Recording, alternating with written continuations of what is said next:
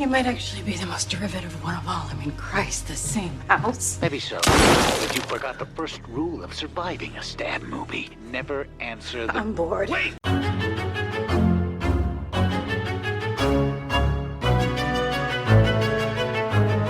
And welcome back to Horror Queers. We're talking holiday horror. We're talking baby point of view. And we're talking blood pouring down the stairs. And I'm Joe. And I'm Trace, and we're talking a really emotive CGI baby. Ah, boy. You know what? I have spent a lot of time thinking about this fucking baby. Uh-huh. And I'm willing to accept it now. I have hated it every single time that I've watched this movie, and that's fine. I think it serves a purpose. I just always wish it looked better. Yeah, it's very much... Everyone, sorry. We are discussing Alexandre Bustillo's and Julien Maury's 2007, I'm going to say classic film, Inside. Or, Joe, what's the other word for it? À l'intérieur. À l'intérieur. Still working on those R's. I can't, but to be fair, though, you'll love this. I'm not good at my R's in Spanish either. Okay, well, there we go. Consistency. But yeah, no, I will agree with you. I understand the intent here. Mm-hmm. It's just the execution makes it kind of stupid in a movie that is anything but. Yeah, and especially, I mean, I don't know if you have the physical media copy of this. I have owned this since I think the first time I watched it, but they spent so much time and effort getting the prosthetics right for this. So everything in this movie looks really good because it's real, and then we've got this fucking CGI baby. Which, it doesn't help that it is the opening shot of the film either. But again, yeah. I get why. It just, if it looked better, this would work. It looks so cartoonish. And very cartoonish. Yeah. But I'm burying the lead here, y'all. I actually do really like this movie. And Joe, I know that you love this movie. Fucking love this movie. And you know what? I had some revelations rewatching this because I've seen this movie probably like 10 times over the last 15 years or so. And I think I realized why I like this movie so much on this turn around. Because previously it's just been a little bit edgelordy, like it's such a fucking thrill ride. And I think I realized this time around it's because it is so expeditious. Like, this is a short movie and it packs so much into its runtime, while also, I think, having a fair amount to say. I agree with you completely, actually. And listeners, if you listen to our outro in last week's episode, I believe I said, I like this movie, but it's not one of my favorites. I never really got all the fuss about how intense it was, how brutal it was, blah, blah, blah, blah, blah. I found out why that is the case, because it turns out I watched an edited version of this movie back in like the 2010-ish era when I worked at Blockbuster. Okay. So this was basically a brand new watch. Here's the thing. I've seen the movie. I got all the beats, but there are 7 minutes of footage that I had not seen in this movie before.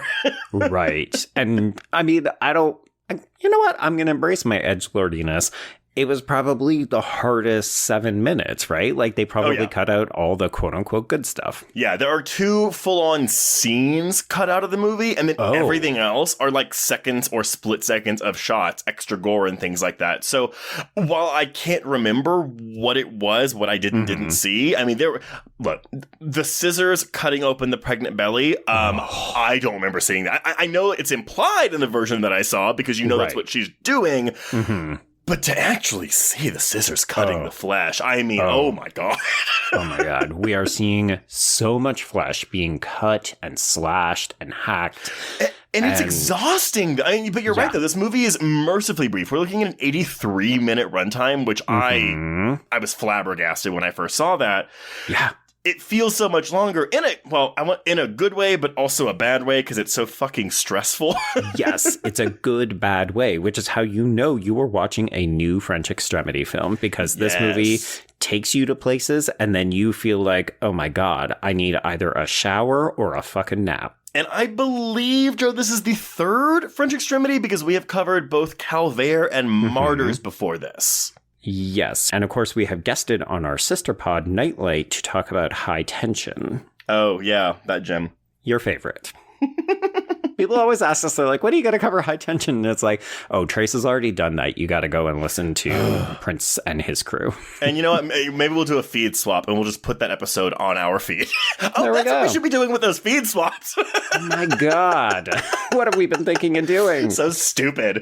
But yeah, no, oh man. Yeah, this was a very good watch for me. I'm glad that you made me do this. I mean, again, I hate this movie. I never did. I just, again, it was one of those things where I just never quite understood all the hubbub, especially when compared to other entries in this film subgenre, you know? And of course, now that I've seen the uncut version, I am a foot firmly planted in mouth.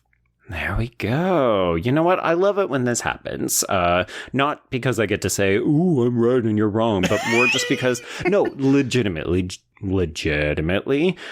I love to hear you get enthusiastic about something where you are either trepidatious or just not quite sure about it. Like, it's always so much more fun when people are excited about something. Yeah.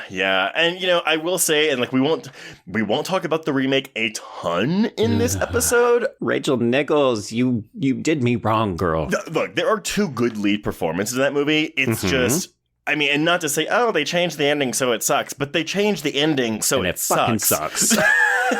Because here's the thing. There's certain things about New French Extremity. And folks, as we said, go back and listen to Calvaire, go back and listen to Martyrs, because we outline different qualities of the subgenre. But like, when they remade Inside for a North American audience, in the same way that they did with the Martyrs remake, they try to give it, even if it's not like a happy ending, they try to give it a more traditional North American ending, and it just robs these films of their power. Yes, and I will repeat a version of what I said in that Martyrs episode, where I think Inside, that remake is more egregious. It's guiltier of this, because all they're doing is saying, let's take the movie, we'll make it a little bit less bloody, and we'll change the ending. Cool, happy ending. Martyrs, at least, the whole thesis of the film is changed, which makes the watered downness, that's a phrase, right? Sure. More acceptable to me, if not wholly successful. But it works in a way that the Inside remake, where it does not, where the Inside remake is just missing the point. Yeah. Yeah, like, why did you bother to remake it if you're not actually going to understand what the point of the fucking movie is? Yeah, yes. But, okay. So let's jump into how this came to be. And there's not a ton of information out here about this, so I pulled a lot of this from a 2009 interview with co-director Julien Maury from a British website called Sci-Fi Now. So, as I said, this film was written by Alexandre Bustillo, but he also co-directed the film with Julien Maury. I guess I had it in my head that they were always like childhood friends and just grew up together. That is not the case. No. They were introduced to each other through a friend, and Bustillo was a journalist at the time, and he showed Maury a first draft of the script of Inside. Maury, in turn, showed him one of his short films, and I guess it was a match made in heaven. So they're like, cool, let's make your script a movie. Let's do it. Yeah, similar sensibilities. I ended up watching the nearly hour-long special featurette on the disc, and a lot of people are like, yeah, you know, we weren't really sure how it was going to work with two directors because they're completely different people. And apparently it was like, no, they will go away. They will talk about something, get on the same page and come back. And it's like right as rain. That's the thing. I mean, even watching this film, I was like, God, these guys are so fucking stylish. They're such good directors. And first time. Well, that's the thing. This is their first film. I've only seen a portion of their filmography that follows this. So, you know, I've seen Leatherface. I've seen The Deep House, which I like. I've not seen that one. I've seen Among the Living, which I kept getting it confused with Livid, but Among the Living is the one where like the three boys witness a crime and the killers follow them back to their respective houses in the suburbs. Okay. I actually quite like that one a lot. It's you want some kid deaths? It's got it. There we go. Yeah, and I've heard good things about Livid, but it's one of those ones where it comes on and off of streaming services too often. And I never have an excuse to be like, oh, I've got 2 hours or like 90 minutes I can spare. I'll just watch this. Like, I think I need us to program it. I think, you know what we need to do? We're just going to have to do, much like we have a toxic masculinity or any of our other themes, we're going to have to do a French Extremity month. Because now that we've covered Inside, we've covered Martyrs, we've covered Calvaire, I mean, I guess we can do Frontiers, but then a bunch of other French films that maybe aren't as widely known. Well, I mean, we could revisit lead actress Béatrice Dalle and go and watch Trouble Every Day. Well, and just so you know, she's also in Livid and Among the Living. Oh, you know what? We should do a Beatrice Dalle month. Let's do it. I support this 100%. Okay, so back to this script, though. So they weren't completely satisfied with Bustillo's first draft and decided to tinker with the screenplay. Because in the original screenplay, the gender of the killer was male. And because this film hinges so much on the female identity, I'm like, well, what was the plot of that script then? Was it just pregnant woman attacked by man and that's it? Was there nothing else to that? I don't know. I think it was, and that was definitely one of the stumbling blocks as they realized, oh, we've seen this movie a million times before, so why would we remake it? Yeah, so the first thought they had was to make the killer a woman and go from there. So, but then, of course, that led them to think, well, what would the motivation be for a woman home invading another woman? And Trace, we settled on motherhood. Which, again, yeah, you and I have been on record where it's like, oh, I'm just so tired of seeing these arcs for women. It's all about family, learning to wanting to be a mother. But it works in this film because even though it's kind of what it's about, it's like, it's not always it is the focus, but it's not the focus because there's so much other shit going on. Yeah, this movie seems too complicated. And of course, we'll talk plenty about Sarah's reticence to become a mother in the wake of what happens with her husband and how I think that really changes the dynamic between the two women in an interesting, more complicated way. To the point where I actually wanted the climax of this movie to go on for another 5 minutes before Sarah dies, just so I could see these women be around each other. Yeah, well, I have some very interesting things to talk about when we get to this because I've read different pieces and I don't agree with all of them. Okay, I'm excited for this then.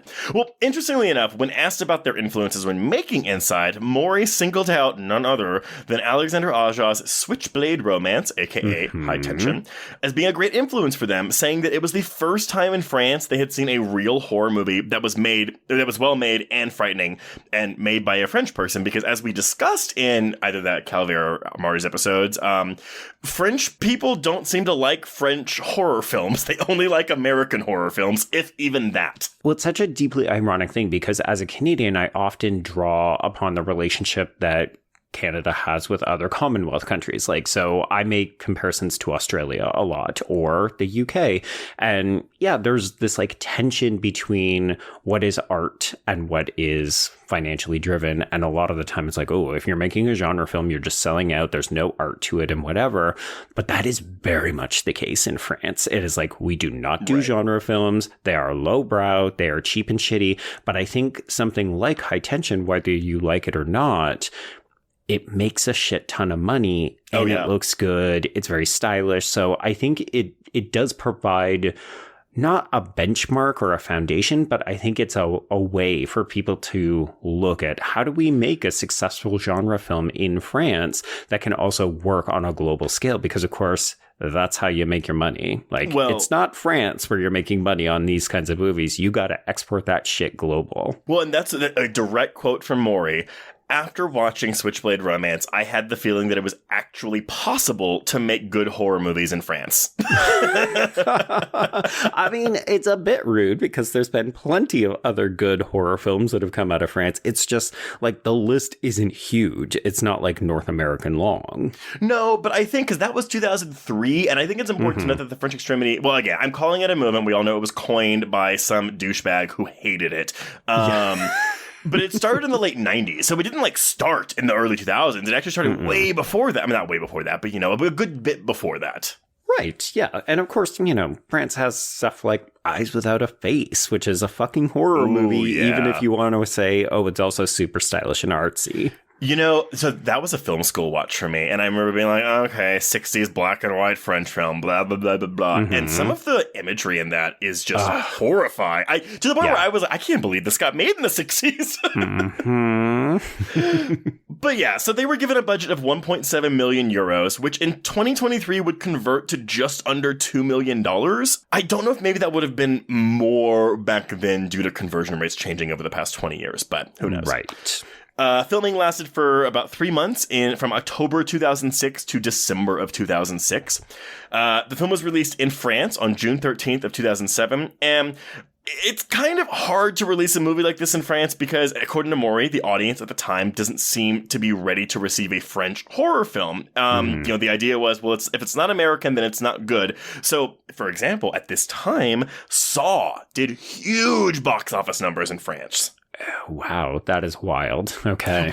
Yeah, and I think that's something important too. Is like, how while France is doing this new extremity movement at this time, we're also going through our post 9/11 torture porn segment. Yeah, which is how they often end up getting conflated, even though, again, one of the key distinguishing features of New French Extremity is that, and I'm not talking down to films from the torture porn era in North America, but the French films often have far more politically minded things to say.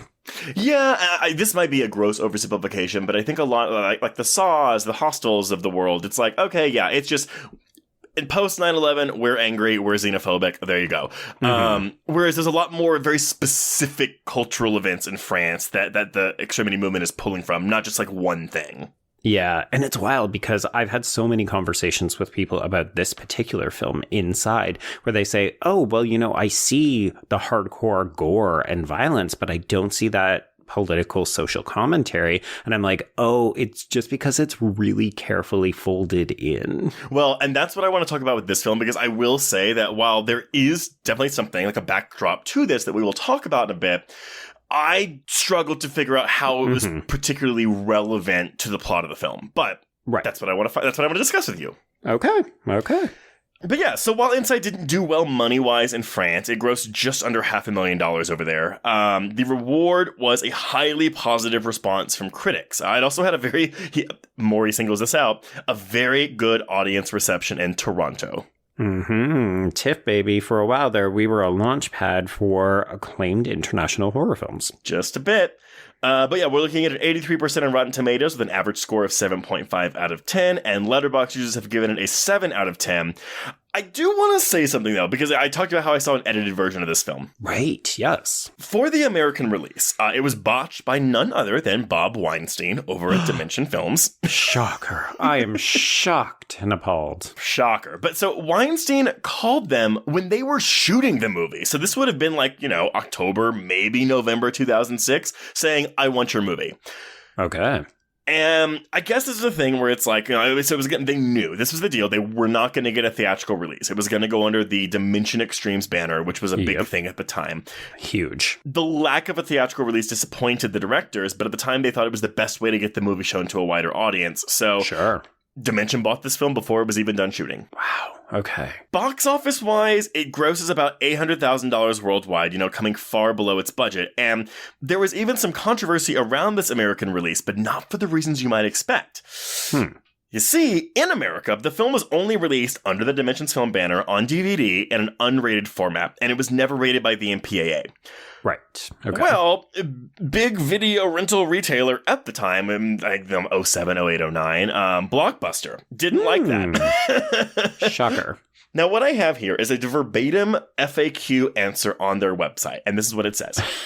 Okay. All films carried by Blockbuster stores and Blockbuster Online, because that was a thing when they were trying to fight with Netflix, carry ratings that have been established by the Motion Picture Association of America.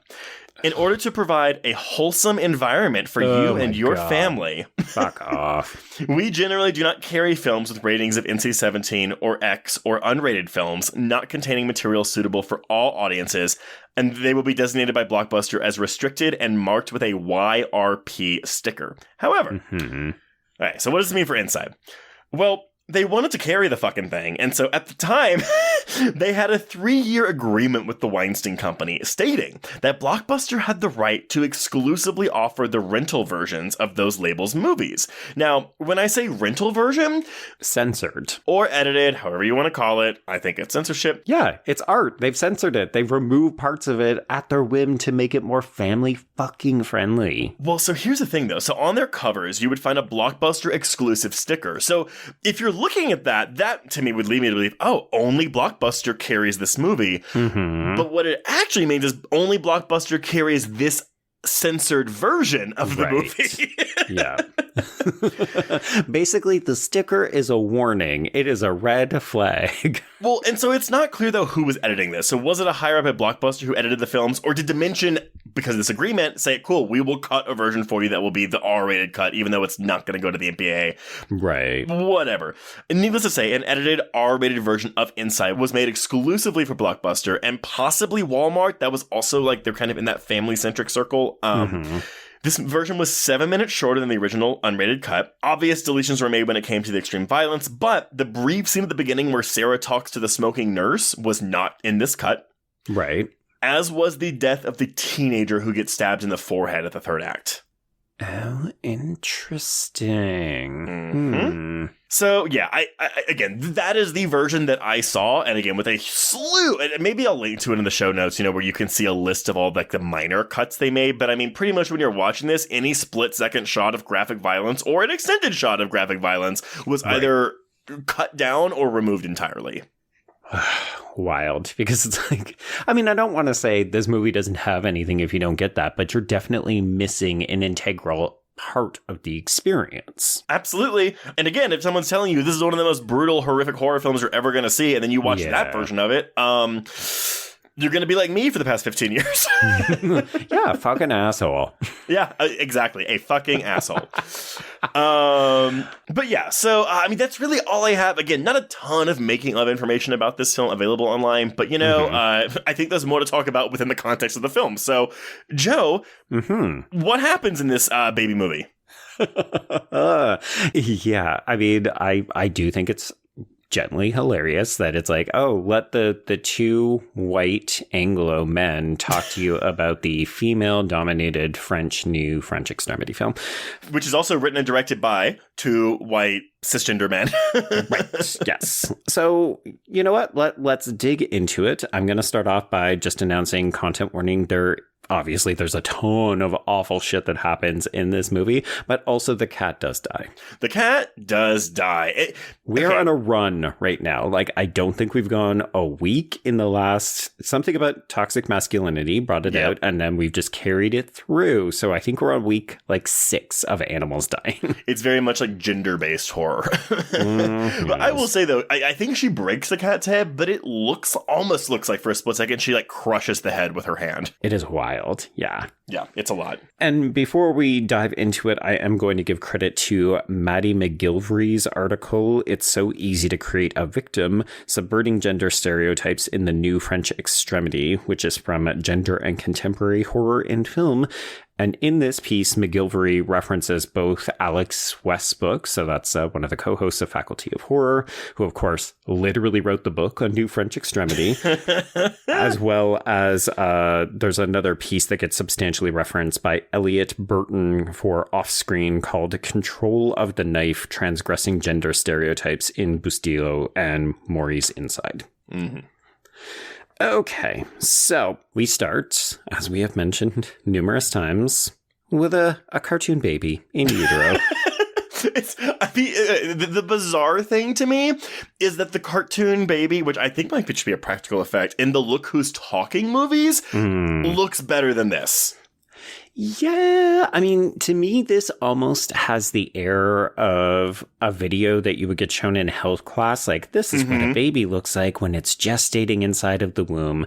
And I will say, I mean, I think the baby has a certain amount of personality over the course of the film. When this motherfucker gets knocked around, it's reacting. Well, except, though, in this opening scene, I mean, spoiler alert, everyone, we're going to spoil this right now. This isn't Sarah's baby in the opening scene. No, this is, of course, La Femme's baby, but we won't learn that until much, much later. Literally the last 10 minutes of the movie. Yeah, and that's fine. I think in some ways it doesn't change the way that I view the film, and yet it does also set up a certain type of subversion. Yeah, it's a thing where, I mean, I can't remember the first time I saw this if I just kept being like, why? Why is she doing this? Why is she doing this? Because by the time I saw this, we were living in a post-The Stranger's world, so I was used to people just do it because they want to. Yeah, and of course, the long history of home invasion films. It's not like this is the first and it's not the last, so. Yeah, and I think even the year before this, another French Extremity film, Ills, came out, and that's very much a home invasion film, which inspired The Strangers, actually. There we go, yeah. Okay, so we basically, after the baby, and we hear the words, "No one can take you away from me," we see images of pregnant Sarah, who was played by Alysson Paradis. She, I gathered, was a relatively new actress. They had a lot of difficulty filling this role because Sarah doesn't spend most of the film looking very good, so they had difficulty attracting somebody because obviously you're going to be wearing prosthetics and you're going to be covered in blood for most of the time, but also like it's not a very glamorous role. No, but I would argue I think Beatrice Dalle gets a lot of the the praise in this film from an acting perspective because again, look, she's the villain, she's the showgirl, she gets the most to do in this film. But I do think that undercuts all the stellar work Paradis is doing here, which. Again, she's hiding in a bathroom for like, I want to say a third of this movie's runtime. And, but like, again, if you're on this movie's wavelength, you just feel every cut for her. Yeah, it's incredible. I mean, obviously both roles are incredibly physical. They actually had the opportunity to work with a stunt coordinator and go in and do all of the makeup effects. Like they had a fairly substantial pre-production schedule. I think it was somewhere between a month and 6 weeks, which was big considering the size and scope of this film. But I mean, these two actresses are just putting fucking everything into this movie. 100%. Yeah. It's very visceral. Shocking for the new French Extremity. Who'd have thought? I mean, the other reason that Dalle often gets a lot of the credit is because she is the more accomplished of the two actresses. So this was a huge get for the film because she was well known. You know, she doesn't do quote unquote lowbrow horror. She does serious shit. She's hard to get. She's very selective about what kinds of projects she picks. So for her to say, yes, two new directors, I'm going to do your graphic horror film. It was a big deal for them. But okay, but genuine question for you though. So this film is graphic. It is gory. It is bloody. I mean, there are things in this movie that I'm like, oh God, like that. That's even maybe a little too rough for me. It's a lot. It's a lot. But do you find it exploitative? No, not at all. I don't either. Oh my God. and truthfully, I don't know if it is because it's two women doing it to each other, but like I find the gore certainly over the top, but I think it's with intention, and I find it very effective in that capacity, but it doesn't feel like, oh, you know, here's a close-up of the scissors going into Sarah's womb, and isn't it disgusting, and look at how blah, blah, blah. It's like, no, you're meant to feel how much it hurts, and then the moment passes. But when you say like the gore is over the top, that's not synonymous with unrealistic though, is it? I wouldn't say so. I'd say it's over the top in the way that some of the stuff just, as you said, it's so visceral. Like this movie hurts to watch. And in some ways it does remind me of Martyrs, and it's such a roller coaster. I don't know. Like it just sounds like I'm doing... It honestly sounds like I'm just trying to get onto the poster for this movie, but that's pull quote. It's a lot of pull quotes, but it's mostly just because this movie makes me feel so many things. And a lot of that is the way that it's shot and how the violence is captured on screen. And yeah, it really impacts me as a viewer. I guess watching this, I was like, a lot of this violence did feel very realistic to me. But again, I always go back to a conversation. Well, it wasn't a conversation, but I saw Tom Savini, noted makeup artist, speak at a convention, and he told like this anecdote about how. Because I think in several of the movies he's worked on, when someone gets decapitated, blood like sprays out of the neck wound, and someone came up to him and they was like, "That's really, why do you do that? It's really unrealistic." And his response to them was, "I served in the Vietnam War and saw people get decapitated, and let me tell you." Blood sprays out of their neck. Right. And so I guess I always think about that whenever I think about like the level of graphic violence in a film. So again, with this particular film, the tone is so deadly serious, minus the CGI baby, that I almost like all of this violence does feel real to me, but it's so extreme in the sense that I don't know anyone unless you've been in war or in a very traumatic, violent incident, if you've ever like seen something like this happen. So I guess maybe doctors could tell you if this is realistic or not. Right.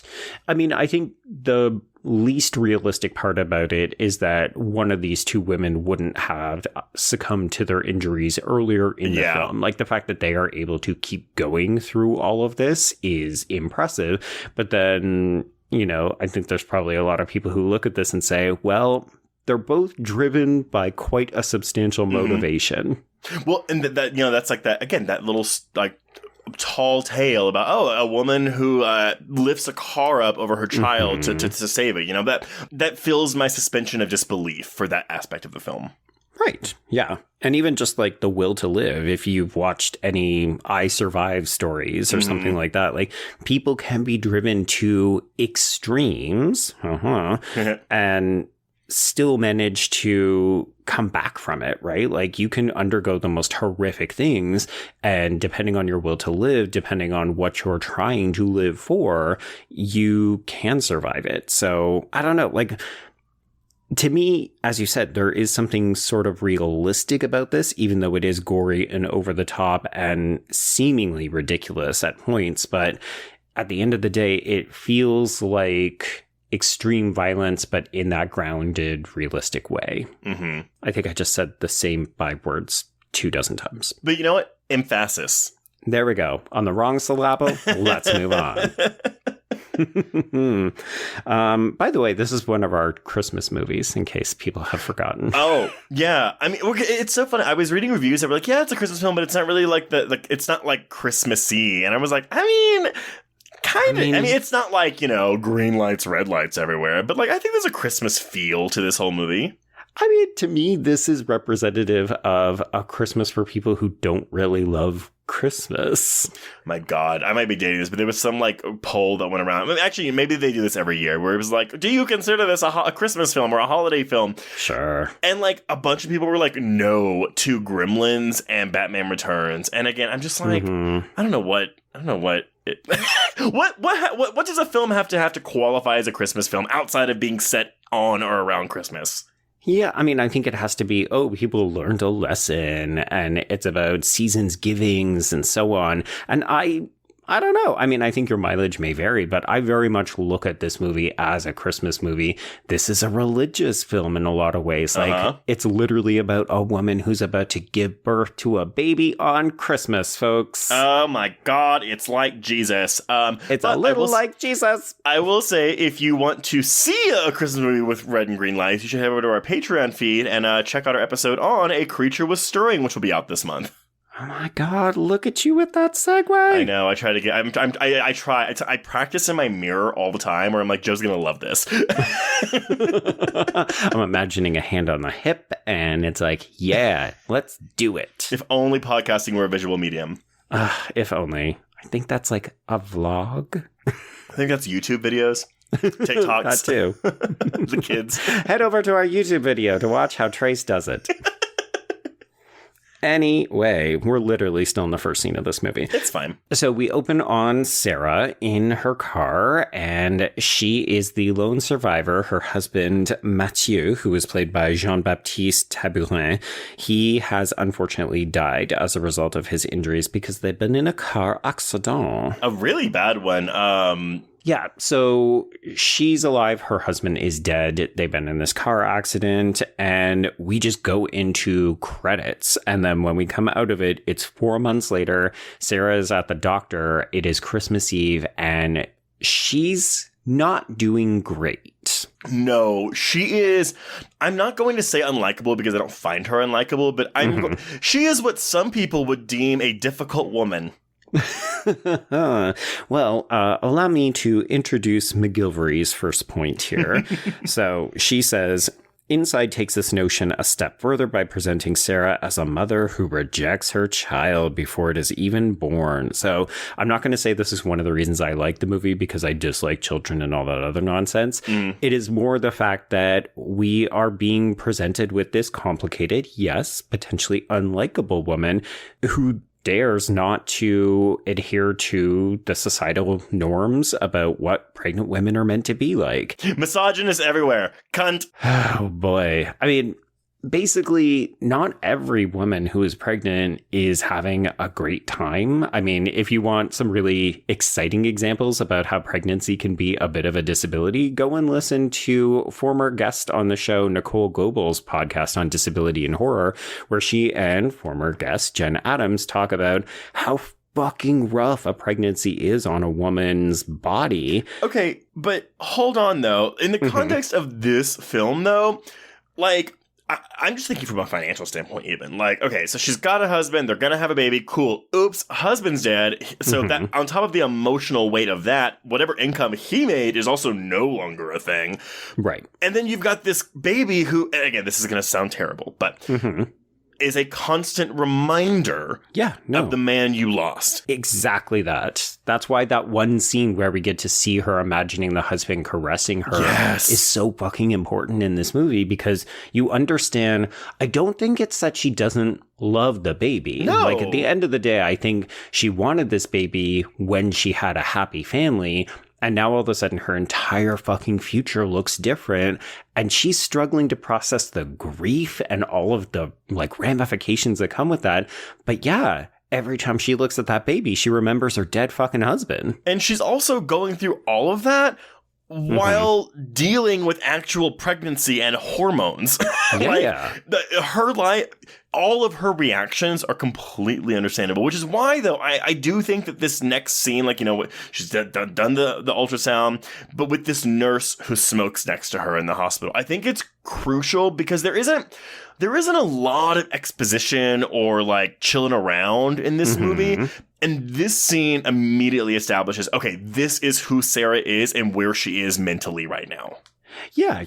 I mean, what was she like before this? We don't know. We have that really important scene after this where she is taking pictures of a very happy family and their baby toddler in the park. And, you know, I love the fact that she is literally scowling in between pictures, but it's, again, because it's a reminder of what she thought she had in her own future. And this is where she is now. Like, it's hard for her to not be depressed and upset while also being hormonal, while also being heavily pregnant, which in and of itself is a big fucking challenge. Well, and I also think, because I feel like, and again, I realize the irony because I'm a man saying this, but it's like what we see a lot in media is, okay, like a woman feels bad because she doesn't want to have a kid or whatever. But it's like, in this, it's not even like that she doesn't want to have the kid. It's almost like what, does she love this kid? I don't know. Like, what would Sarah's life look like post-birth? Would it be one of those happy stories where it's like, oh, like she sees the kid, she holds it, all of a sudden, boom, it all clicks into place? I don't think that would be the reality of the situation, but all, you know, I also feel like, you know, we see a lot of, woman is incapable of having a baby, and so she feels like less than a woman. Yeah. And I feel like we get those stories more often than we do get the whole, like, woman doesn't want to have a baby, or woman doesn't love her child or whatever. And so I like this avenue for it. Yeah. I mean, let's be real. This is a complicated story about a complicated woman. And typically we don't get those kinds of stories because, we either then say, oh, well, that woman is a bitch. She's unlikable. Why isn't she being quote unquote normal? But the reality is I know a lot of unwed women. I know a lot of women who are married but have no plans to have children. Like, these are socially constructed bullshit norms, but we really like to punish people who want to step out of that lane. And Sarah is a great example of somebody, like, she is going through a bunch of shit, but everybody wants her to be a perfect pregnant lady. Like, why aren't you happier? Why aren't you excited? Why aren't we making Christmas plans? Why don't you want to fuck me? I'm your boss. And it's just like, because I'm going through some shit right now. Your husband died like 4 months ago. I think it's him you had over that already. Right. I mean, yes. Yeah. Well, you know what? We will have so much more to say. We can continue on. Go ahead. The rest of McGilvery's quote was basically just about the conversation we had where I was like, ooh, Sarah doesn't fit into these societal norms, and that can make her dangerous or unlikable to viewers. So I do love this scene with the nurse, who was played by Dominique Frott, and she's talking about how awful childbirth was, how it like ruined her body, and she's also smoking right next to her. Okay, well, no, but it's not just, oh my God, pregnancy psych. It's like, oh, I was in a 13-hour labor and the baby came out dead, so it was a waste of my time. Like, that's not verbatim, but that's basically what she says. That is interesting. Well, I mean, the reality is like, in some ways, this is forecasting a little bit of what La Femme has gone through, right? Where she lost her child. We also like to pretend as a society that women get pregnant, always carry a baby to term, and, you know, maybe the delivery was rough, but whatever, it's all happy, smooth sailing after that. Shall we talk about how many women have miscarriages? And also, you know, Sarah's lucky because, as you said, even though she's got this dead husband, she's still doing okay. We see the house. She lives in a pretty good place. She's got a car. She's got a social network, a mother who checks on her, a boss who wants to fuck her, all these things. If you're a woman of color, or if you don't live in a good place, or you don't have medical insurance, guess what? Having a baby can fucking kill you. Yep. And Sarah survived a car accident, and the baby did too. Yeah. So, like, in some ways, she is the model of privilege, and that is going to feed into the social and political commentary that this movie is gently doing on the periphery. Okay, so let's talk about that, because she has a mother, Louise, who is played by Nathalie Roussel, and this was apparently another big get. Both Bustillo and Maury were huge fans of this actress. It kind of sounds like they had crushes on her when they were boys, really? So it was kind of like, ooh, let's cast a pinup, you know, this woman that we were really fond of. So they were very excited that she agreed to take the role, but so Louise is there to guide Sarah to her car. She's commenting on how Sarah should maybe date her employer, Jean-Pierre, who is played by François-Régis Marchasson. And she also would like to make Christmas plans. And Sarah is very much, you know, adhering to what we have talked about. Yeah, like, nope, I'm not interested in any of this. Please just leave me alone. I think in some ways, Sarah just also wants to retreat because she doesn't want to have to put on the facade. So she's like, I'll just do things my way, which means hiding out in my house by myself. It's frustrating, and not in a bad way, but to watch her do this, because again, it's like you understand why she is like this, why she's making these decisions, but you just want to be like, girl, like, go to group therapy, like go home with spend Christmas with your mother. Talk to somebody. I do love that the mother is persistent, but she doesn't seem bad. Like, she's not a harpy. No. I actually like this mother to the point where, I mean, when she dies, I know I really hate the whole, protagonist accidentally kills their family or loved one thinking that it's the killer, blah, blah, blah, blah, blah. But I will say, because I forgot it was coming, I did gasp. I was mortified when this mother died. Super effective. I think the other reason I end up really liking this movie is because it feels like it has a kinship, or even like it's in conversation with The Descent. Oh, yeah, I can see that. Although I will say, what I would have liked with this particular set piece, and I know I'm jumping ahead of her death, but we'll come back. I almost wish we wouldn't see Sarah getting ready with the needle pen. I wish we were just on the mom side as she approached the bathroom door, and we didn't know it. Because to me, it's okay, we're building suspense because we're like, oh my God, we know what's coming, we know what's coming, we know what's coming. But I almost like, again, that Hitchcock, like, bomb under the table metaphor where it's like, I would have preferred to be like a jump where it's like, oh shit, I did not see this coming, as opposed to it's coming. Yeah, I mean, just two very different kind of experiences, right? One is dread with anticipation because you know it's going to happen and you can't do anything about it. And then the other one is surprise. Exactly. So one of the other things that Louise is deeply concerned about, particularly with Sarah being by herself, are the riots, Trace. Yes. Okay. So I will do a brief explanation on this, but yeah, this film is set amidst an event called the 2005 French Riots. And I'll give credit to the Faculty of Horror podcast for helping direct me to some information about these events. But the long and short of it is these riots were a 3-week period that took place in the suburbs of Paris and other French cities in October and November 2005. So just a year before filming on this movie took place. Right. Interestingly enough, they're also the basis or the inciting incident that kicks off Frontiers. Frontiers. Okay, and that's interesting too, because, and again, I haven't seen Frontiers, but I know that it follows a family of neo-Nazis in the wake of a controversial election, which that was also kind of a response to the 2002 French election, which saw a far-right party be in the running for the presidency. Yep. But anyway, so these riots, though, in 2005, they involved youth in violent attacks and the burning of cars, public buildings, as a response to an event where police were called to a construction site to investigate a possible break-in. And upon arriving, they found and detained 6 youths, but others escaped. 2 of these youths hid out in a nearby power substation and wound up getting electrocuted, leading to a citywide blackout. And though it should be noted that urban violence was a big topic in French politics at the time, which is why this wasn't this was the inciting incident of the riots, but it was after months or even years of tension between youths and adults. It's build up, and I do feel like you're burying the racial lead a little bit here. Oh no, by all means, go ahead. What is the racial lead? So most of these people were either from immigrant communities, and many of them were not white. Correct.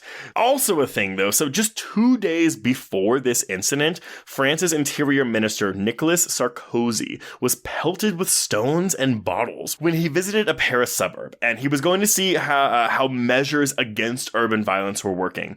After this event, he stated on the news that the crime-ridden neighborhoods should be, and here's your racial charge here, cleaned with a power hose. Oh, God. Describing the violent elements as gangrene and rabble. Oh, boy. So, okay, but that's the thing. So this film has these riots as the backdrop. And granted, they would have, the official timeline of the riots would have been over by Christmas of 2005, but, I mean, the tensions are still there. So, I guess my question, again, we don't have to answer this right now, maybe we can do it as we go along, but, what is the purpose of including this? What extra element or layer do these riots add to what the film is trying to say and or do? Yeah, and that's something that the film doesn't explicitly lay out, to the point where, as I said, I think people could watch this movie and kind of, oh yeah, I remember hearing something about the riots. I remember the police saying something when they stopped by Sarah's place and so on. And they could just sort of miss the cultural context or the significance of it. And I'm going to give credit to Alex and Andrea from Faculty of Horror for having this conversation, I think, in more likely a better nuanced way, because Alex is so informed about it. But in a nutshell, the important thing to note about this movie is that Sarah is a privileged white lady who is pregnant, who can call the police, who, because she lives in a well-to-do neighborhood, is more likely to have emergency services stop by in the middle of the night to check on her. So in some ways, we talked about, she's not modeling proper social behavior in terms of her pregnancy, but everybody still treats her like a well-to-do white lady who is pregnant and they want to take care of. So I think it's interesting, the story that happens around her, where we are hearing about the riots, we are seeing the influence of it, right? Like, oh, you live in such a quiet neighborhood. And even the boy that the police bring, who is a boy of color, who could be construed as one of these immigrant rioters, where it's like, okay, well, look at the way he gets treated, where he is literally brought into a dangerous situation that they don't perceive to be dangerous, because it's like, oh, it's a white lady's house. No danger here. Well, and I can see a lesser film being incorporating that into the film more explicitly, where it's like, oh, maybe even the La Femme is like, well, Sarah, why do you want to bring a kid into this world? He's going to be one of these youths that's going to go on and destroy things and blah, blah, blah. And that would just not work very well for me. It'd be so fucking heavy-handed. But again, it's a thing where me not being a French citizen or having never been to France, I do wonder how this reads or plays for our French audiences who are like, okay, even though it's not directly a part of the plot of the film, it's just a backdrop. Does that feed into your viewing experience or your interpretation of events in a different way than how you and I are doing it, Joe? I think undoubtedly, whether or not that, hugely impacts your viewing experience, maybe not, but I think if nothing else, it situates the film in a real life lived experience that people in France would recognize and say, oh, we see what you're doing there. Like, there is this commentary about wealth and privilege and race that factors into this. Now, at the end of the day, it's still a film about two white ladies battling it for a baby. Yeah, but for sure. It's in the background of other violence that has erupted and is consuming people's thoughts about what is happening. And I think the fact that it's, around Christmas, a time when we're supposed to be all happy and joyous and looking forward to the future, it's like, in some ways, it's a little bit of it's a bit of an ironic dig. A little bit. I mean, it's demoralizing families. Mm-hmm. Okay. So, yes, Sarah goes to the park. She ends up meeting with Jean-Pierre, who, again, seems like a relatively nice guy, although he does make these kind of underhanded comments where she's his best photographer and he complains about the mess that's happening out in the suburbs with the riots and how he doesn't have a competent man to cover the story. So we're getting both racial and gender commentary there. So, okay, do you not, I mean, I, as a person, do you think this guy is shady? I don't think he is, but I think there's something to be said about the unassuming person who thinks that they're a nice guy who, he's got his biases and I don't even know that he's aware of them. Entirely possible. I guess in my mind, I was like, oh, he's being so nice to her. Like, she's being a real bitch and he's just trying to help her out. Well, I have made numerous jokes about how he does or does not want to be sexually involved in her life. The film sort of shifts that when he ends up meeting La Femme and he mistakes her for Sarah's mother, Louise. But I very much get the impression that Jean-Pierre sees himself at least as a good friend of Sarah's, whether she likes it or not.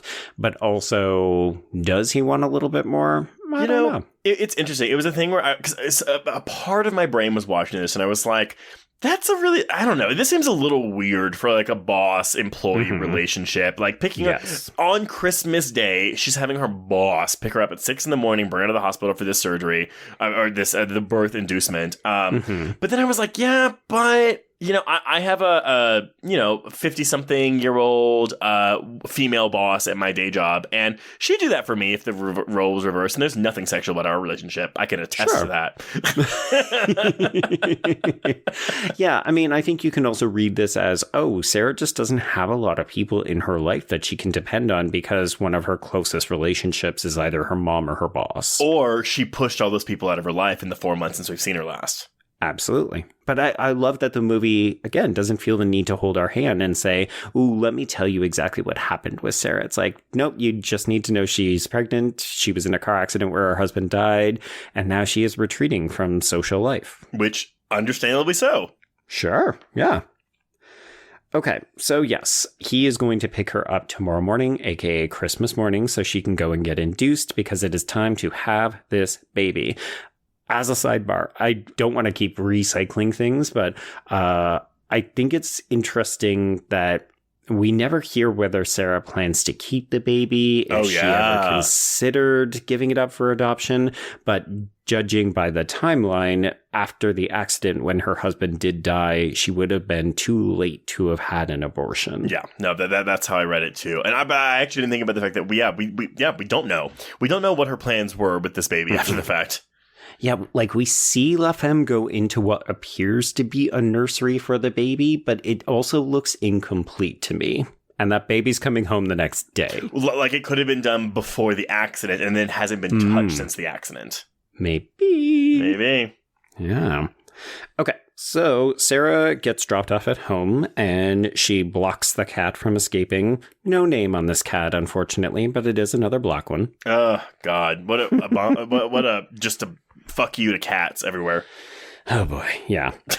She ends up fielding another call from Louise.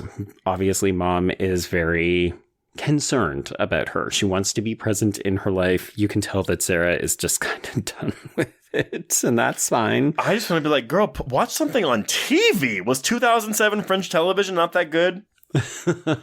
Apparently, all we're seeing is the riots when we turn on the TV. Oh, you know what? That makes sense. So she is trying to do things normal. You know, she is sitting there knitting this onesie for this baby, but she's fucking terrible. This is obviously also just here as Chekhov's knitting needle. I mean, yeah, y'all. This needle will come back and then some. But first we have a nightmare sequence. So she does fall asleep in the rocking chair, and then she proceeds to awaken, and she can't breathe, and she ends up barfing up white bile before the baby fully explodes out of her throat. So I thought all the vomit stuff was really effective. Okay. The baby, again, it's just really bad CGI or just really bad composite work. I don't really know what this is, but so again, I get the intended effect here. Yeah. It's just, again, it kind of takes me out where I'm like, oh, that doesn't look very good. Yeah, it's unfortunate because I do think that this is a good representation of, you know, the mental issues that she's working through. Oh, yeah. You know, she's concerned about this baby. She's concerned about potentially choking on her own vomit by herself and so on. And then rolling around in said vomit. Once her hair touched it, I was like, and the fact that it's white, right? I mean, yeah. I'm used to seeing white vomit only in alien movies. So to see it here, it's so disarming. It's also calling to mind, I mean, come on, semen. Sure. Yeah. Okay, so nightmare sequence over. This is when the doorbell rings. There's a woman who claims that her car is broken down. It is the middle of the night. She needs to use the phone. Sarah is smart. She doesn't open the door, even a crack. She says, "No, I'm sorry, I can't help you. My husband is asleep upstairs. He has to work early, so you need to get the fuck out of here." And La Femme, who we will eventually see is Béatrice Dalle, basically says, "I know that your husband's not sleeping, Sarah. He's dead." This is a good one. Like, I would love to see this on the big screen with an audience who has never seen this movie before, just to hear the reaction to that. I mean, the gasps. It's kind of cliche, you know, okay, of course you know something about her, blah, blah, blah, blah, but it's so creepy. It's so effective. Still creepy. Yeah. I mean, we've talked about the physicality of the performances from both women, but there is something so captivating about Dalle in this role, the way she is costumed. It's going to sound really mean. I promise it's not. The gap in her teeth is so memorable. Like, she's such a memorable fucking actress, and she commands the screen. I'm actually glad you mentioned the gap tooth first, because I didn't want to be the one to do it. But no, I don't mean this in a negative way. But yeah, it's just a very striking visage that you're just like, wow, this is a woman. A force to be reckoned with. I love the restraint. I mean, again, this is an 80-minute movie, but like of keeping her hidden in the shadows for these early parts. So again, like, after this doorbell scene, we move to the back door, which is just a fucking glass sliding door. Yep. But we see her silhouette, and there's a point that because we're inside the house looking out, it almost looks like she's already in the house when we see the silhouette of her, which I fucking love.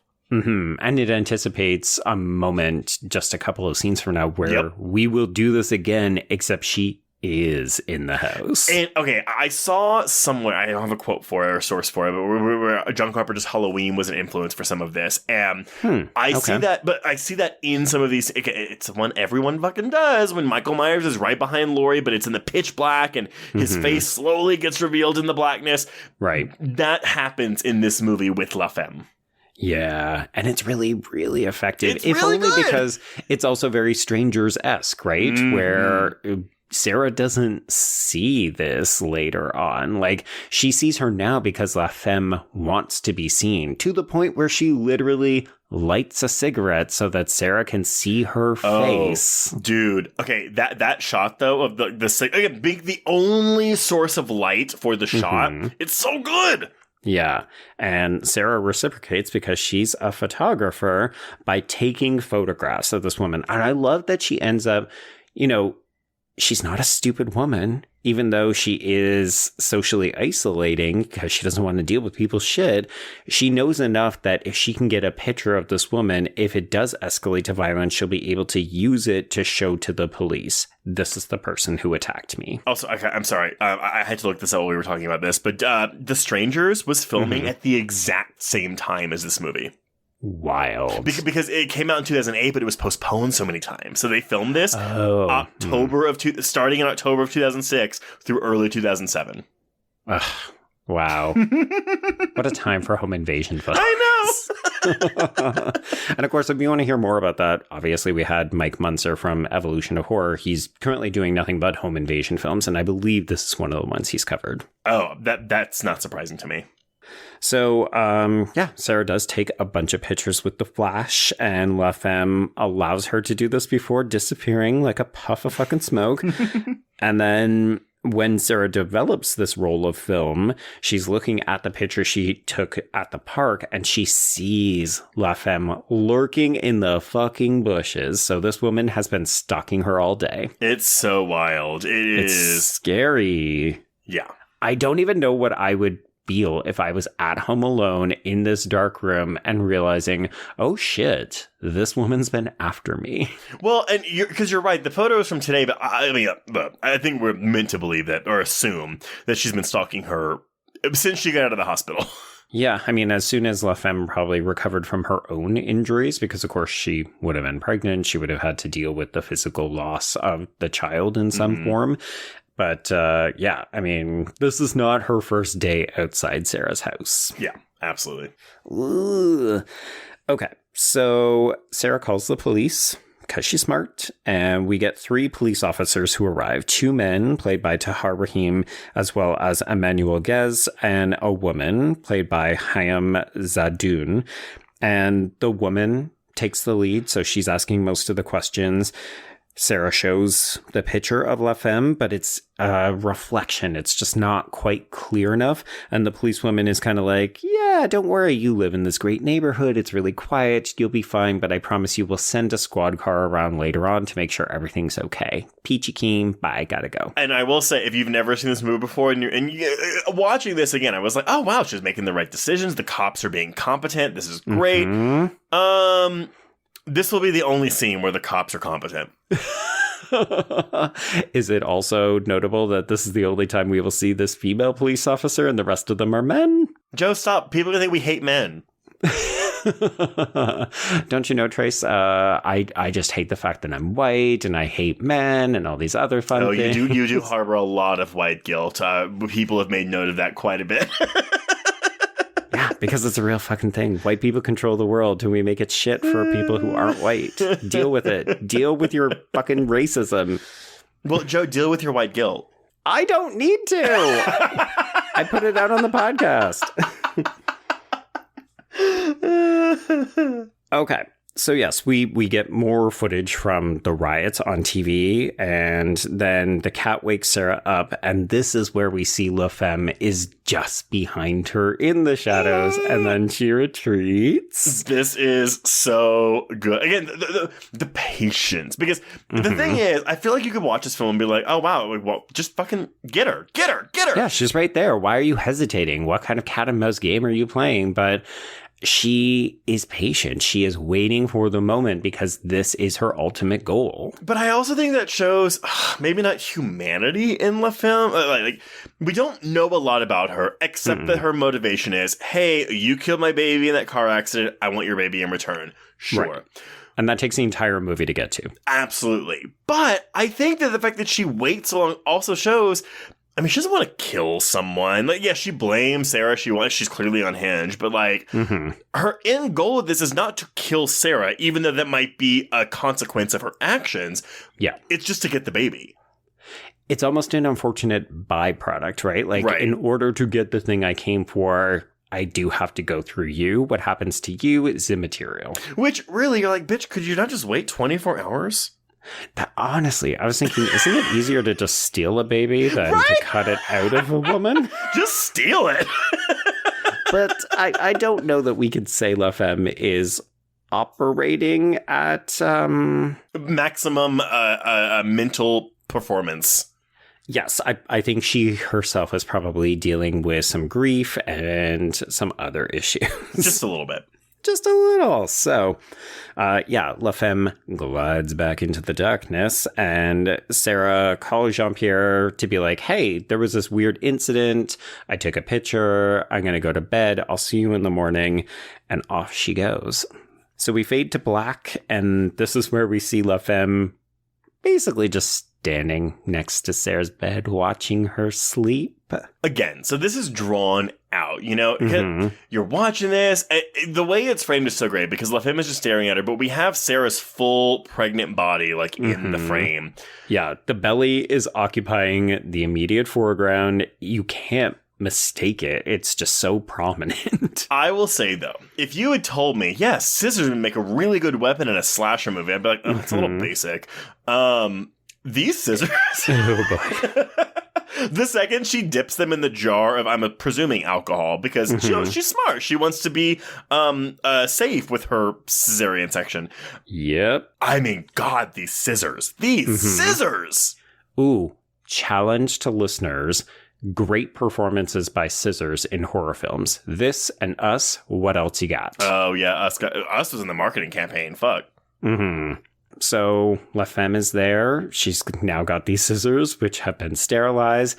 So here we go. Trace, she basically climbs up onto the bed, and then she makes her first incision right at the belly button. And of course, there's no anesthetic, so Sarah immediately wakes up. Oof. We do get the second baby shot in this movie, so we're literally seeing this baby from the inside of the womb. Yes, the inside, the titular inside. Ah! Multiple insides in this movie. But yeah, so I love that the minute that Sarah wakes up, she reacts, and La Femme just responds by slashing her face. And oh man, I totally forgot about this. This is it all happens so quickly, you know, like so fast. And it's the thing where it's like, well, La Femme, what were you thinking? Did you think you were just gonna cut this baby out and she was gonna lie there? That's clearly not what's gonna happen. I mean, she's not even medicated. It's not like she took something to help her sleep. She's not in a deep sleep. No, but like the extreme close up of one half of those scissor blades, like entering the belly button. Ooh. I mean, again, as a cisgender man who can never get pregnant, this hurt like in my gut, like that feeling you get when you see someone get their balls kicked, and you're like, oh. That's what I felt watching this scene. To me, all of the stuff with the pregnant belly, any wound sustained by Sarah in that area is harder to watch even than Jean-Pierre getting repeatedly stabbed in the fucking dick in this movie. We'll come to that, because he also gets a really bad face stabbing. That guy, I mean... I feel bad for this dude. I don't give a shit. No one in this movie deserves what happens to them. It's bad. It's real bad.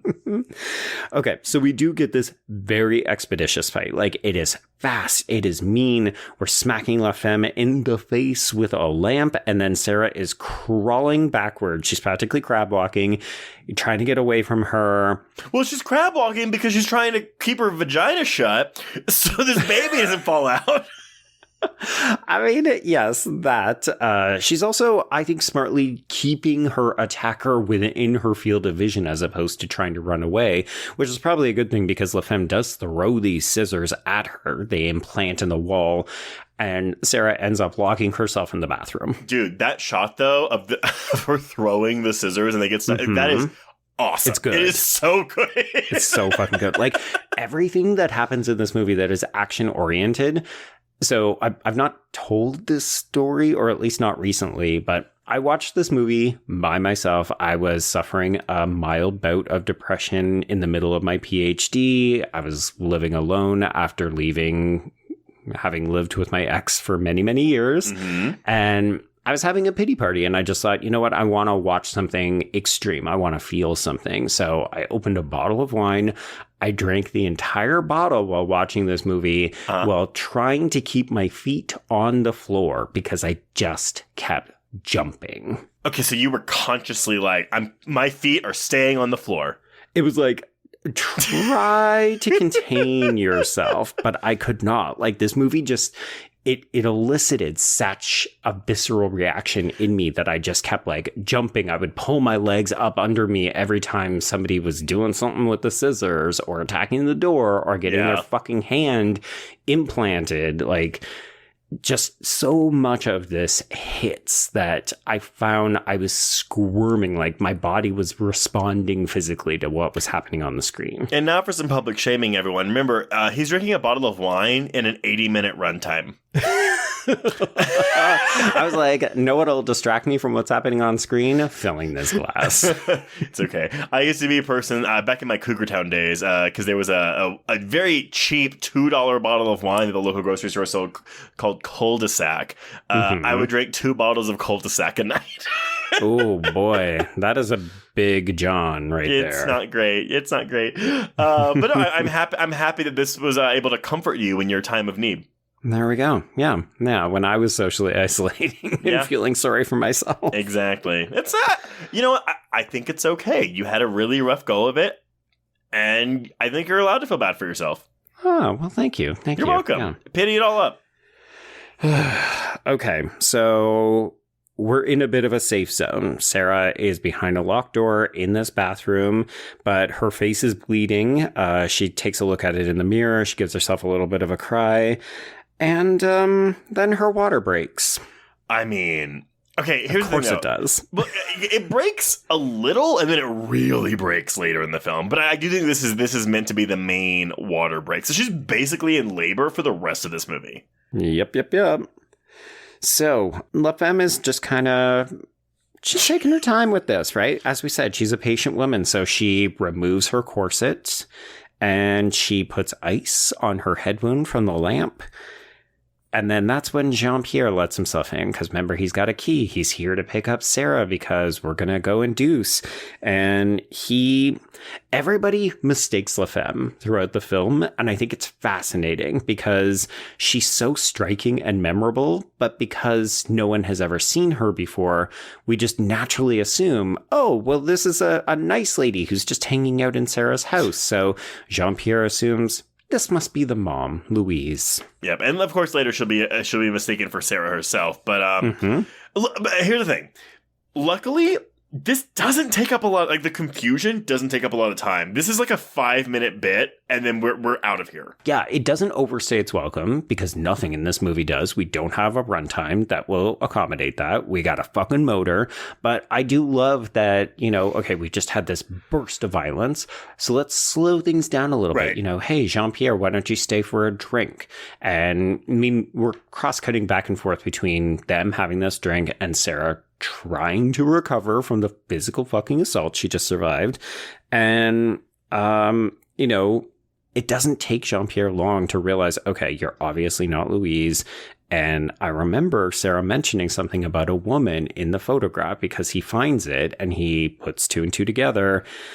And then he makes it halfway up the stairs. Okay, the scissors going through the back of his knee. Yeah. Yeah.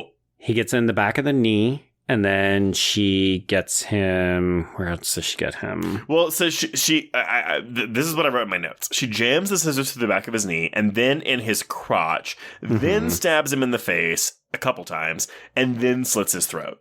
Partially because he's still alive. He is still alive. He lasts so much longer. I always forget. I think he's down for the count here because we see her dragging the body down the stairs and kind of out of the way. And you think, oh, Jean-Pierre, you're done. But yeah, again, if you have not seen this, so she drags him down. And the second he starts moving again, she puts a pillow on his face. Okay, she's going to smother him. Sure. No. She shoves the scissors through the pillow, through his face, and then twists them a whole bunch of times. Yeah, and you can see it. It's not super lengthy, but when she removes the pillow, which you could see the blood spraying off the side of the pillow as she's stabbing him. And when she removes the now turning red pillow, you can briefly see that she has actually gotten him through his glasses and into his eye. Yeah, it's rough. Again, the face stab earlier was in his cheek. So And bear in mind, through his cheekbone. Yeah. And look, this is the most brutal, like, death, like, right now in this moment, but the most upsetting death is this poor mother. Oh, yeah, for sure. So in between, that actually isn't one continuous sequence. So he gets dragged off and we think he's done for. And then we kind of resort back to Sarah versus La Femme because Sarah has used this intermission to try to sneak out of the bathroom. And La Femme grabs her by the hair just as she's getting back in. And again, we get baby POV. If you wanted to do a drinking game with this movie, you could take a shot every time you see the baby. And we see the baby getting like sloshed around in this commotion. It's very upsetting. Slosh is the best onomatopoeia for what this does. But thankfully, Sarah gets in another blow here. So we're very much trading blows every time they have an encounter. So in this case, La Femme gets the knitting needle through the arm. Which is great. It won't be as bad as a certain wound Sarah's going to get later in her arm. But this is a good, like, fuck yeah moment just for a little bit. Yeah, so Sarah manages to close the door, get it back locked, and apparently this is all Béatrice Dalle, the reaction that La Femme has, where I think she was scripted to kick the door, but the screaming, the kind of emotional reaction, like the just guttural fuck kind of things. Well, because we get a lot of like camera jump cuts here. Yes, full-on jump cuts, like proper jump cuts. It's very typical of like, oh, like someone's losing their mind, or they're losing their hold on reality, or they're having an anxiety attack, like boo, boo, boo, boo. It is typical, but again, it works here, and it's a compliment to Dalle's performance. Absolutely, yeah. So this is when we lose the cat. The cat is killed. Sarah breaks the mirror because she realizes that she needs a weapon and maybe something to help get out of this situation. And this is where La Femme, she just kind of stabs the scissors into the door to create a hole, and then she makes it a little bit bigger. And they have this conversation, hey, what do you want? What's going on? And she says, I'm here for that baby. That baby is mine. It's mine, bitch. It's mine, bitch. So we don't have to wait. We've got some fresh bodies, some new red shirts coming in. So let's introduce our trio of BACs, Trace. This is a French acronym for Brigade Anti-Criminalité. So this is basically like a kind of special police task force. So once again, this is the riot rearing its head.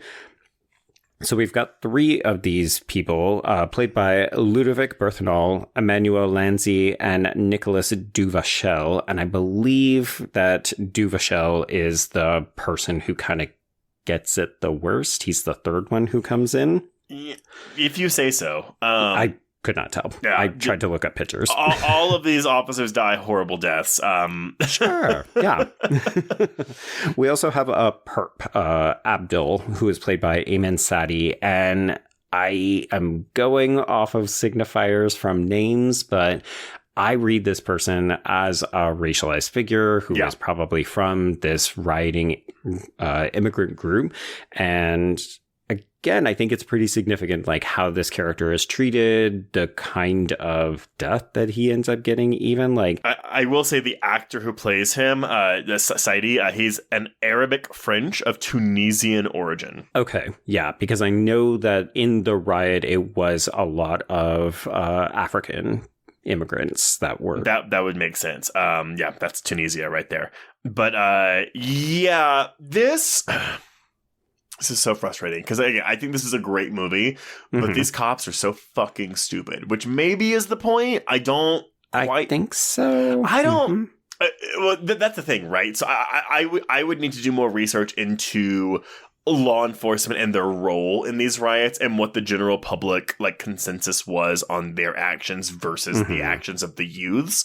Because I know a big point of contention with people who watch this movie was, wow, these cops are really stupid. Why don't they call for backup immediately? Blah, blah, blah. But again, watching this and knowing the context of it, I'm like, well, was that the point? Was the point an ACAB thing? I think so. so, or even just to highlight the fact that it's like, okay, so when they go in and they're dealing with kindly white lady, they treat her one way, whereas, you know, they're very dismissive of Abdul. And I think it's telling, but again, the film doesn't really tip its hat, so it doesn't tell you one way or another. It's like you're just meant to notice that these two different people who are having interactions with the police are being treated very differently. Exactly. Yeah. Okay. So 2 of the cops go in. I'm going to say BAC officer 1 and 2, whereas number 3 stays in the car with Abdul. And 1 and 2 immediately mistake La Femme for Sarah because she's the woman who answers the door. So she basically says, yeah, everything's totally fine. And they leave. It's just as funny now as it was when I was watching it. We should also note that before La Femme answers the door, she does blockade the bathroom door so that Sarah can't get out during this moment, or she can't really call for help all that well. So Sarah has carved out a hole, you know, the hole that was in the bathroom door. She's made it bigger so that she can reach a hand through. She's been cutting her hand in the process with this shard of mirror, so that hurts. And then La Femme, you know, now that the police officers have gone, she comes upstairs, sees this arm, stabs Sarah right through the hand into the wall. Okay, but the way that this is shot is so cool because up until now, like La Femme has been dealing with the cops downstairs, so we don't think she's anywhere near her. So then, you know, we get that break where we're like, okay, well, that's what La Femme is doing. Let's see what Sarah's doing. And then she's in this hole. She reaches out, and this is it's a couple seconds where, you know, we see Sarah's hand reaching outside the door. She's trying to figure it out. But the camera is slowly kind of walking up from the stairway, and we will eventually realize, okay, well, this is La Femme's POV. Right. But we just get that stab into her hand, and it's so brutal, and it's not even the stabbing itself. It's that when La Femme goes back downstairs, because the third cop and the perp have come inside, we have this, like, extended shot of Sarah's hand as she tries to... not quite pull it off of the scissors because she can't do that, but like where she's moving her arm, and we just it looks so painful. So painful. Like, because I'm used to seeing people get stabbed and then the knife gets pulled out, or, you know, they have to like remove their hand and you see them wince and there's a blood trail or something like that. And we get this, but it's also like she's been like, her hand is literally impaled. She cannot get these scissors out of the wall, and her hand is in between. That's the thing. Like, so again, when La Femme goes downstairs, my immediate thought is, well, wait, don't you got to make sure she can get away? But she can't unless she flat out rips her hand off of these scissors. Yeah, which I don't even think you could. Like, you would have to get the scissors out of the wall. You could, but you would flat out like rip the middle of your hand and split between your middle finger and your ring finger. So we're talking like a men's situation. Yes, 100%. What? Yeah. Yes, that's the reaction. Okay, yeah. So Sarah's not in a great place. And as you said, this is actually where Officer 1 and 2 come back, because they have realized, oh shit, that woman we were talking to was not pregnant.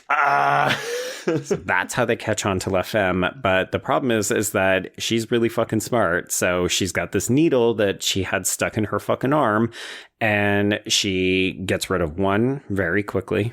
Okay, but this second one. Yeah, so when the first one goes down, she just pulls out his gun. The second officer, well, she's been taking care of number 1, has gone up to investigate the upstairs. And so this dude has like moved the door. He's removed the scissors from Sarah's hand. Oh yeah, he's freed her. You think, okay, like something good is going to happen from this. And then this guy's head just fucking explodes all over Sarah's face. I forgot, because I knew clearly these cops had to die. I mean, again, we talked about in Thanksgiving last month on the Patreon, everyone, where there's a a character who's has a pole go through his face, and you can see, like, it's done really well to where you can see the parts of his face the pole went through, or like his nose, are folded out over his face. Mm-hmm. This is the same, where it's like you see this guy's face, and I mean it's the same shot. So I don't know if it's an excellent match cut, or if maybe the original shot was a prosthetic of his head and I just didn't spot it, but like this guy's face explodes outward, and it is wild. Yeah, so you can see them do this, because this is obviously one of the big set pieces. So you can see this in that featurette. There is a dummy, and then we also have a thing that sprays Sarah full in the face that kind of looks like a t-shirt cannon. It's a blood cannon, 100% is what that is.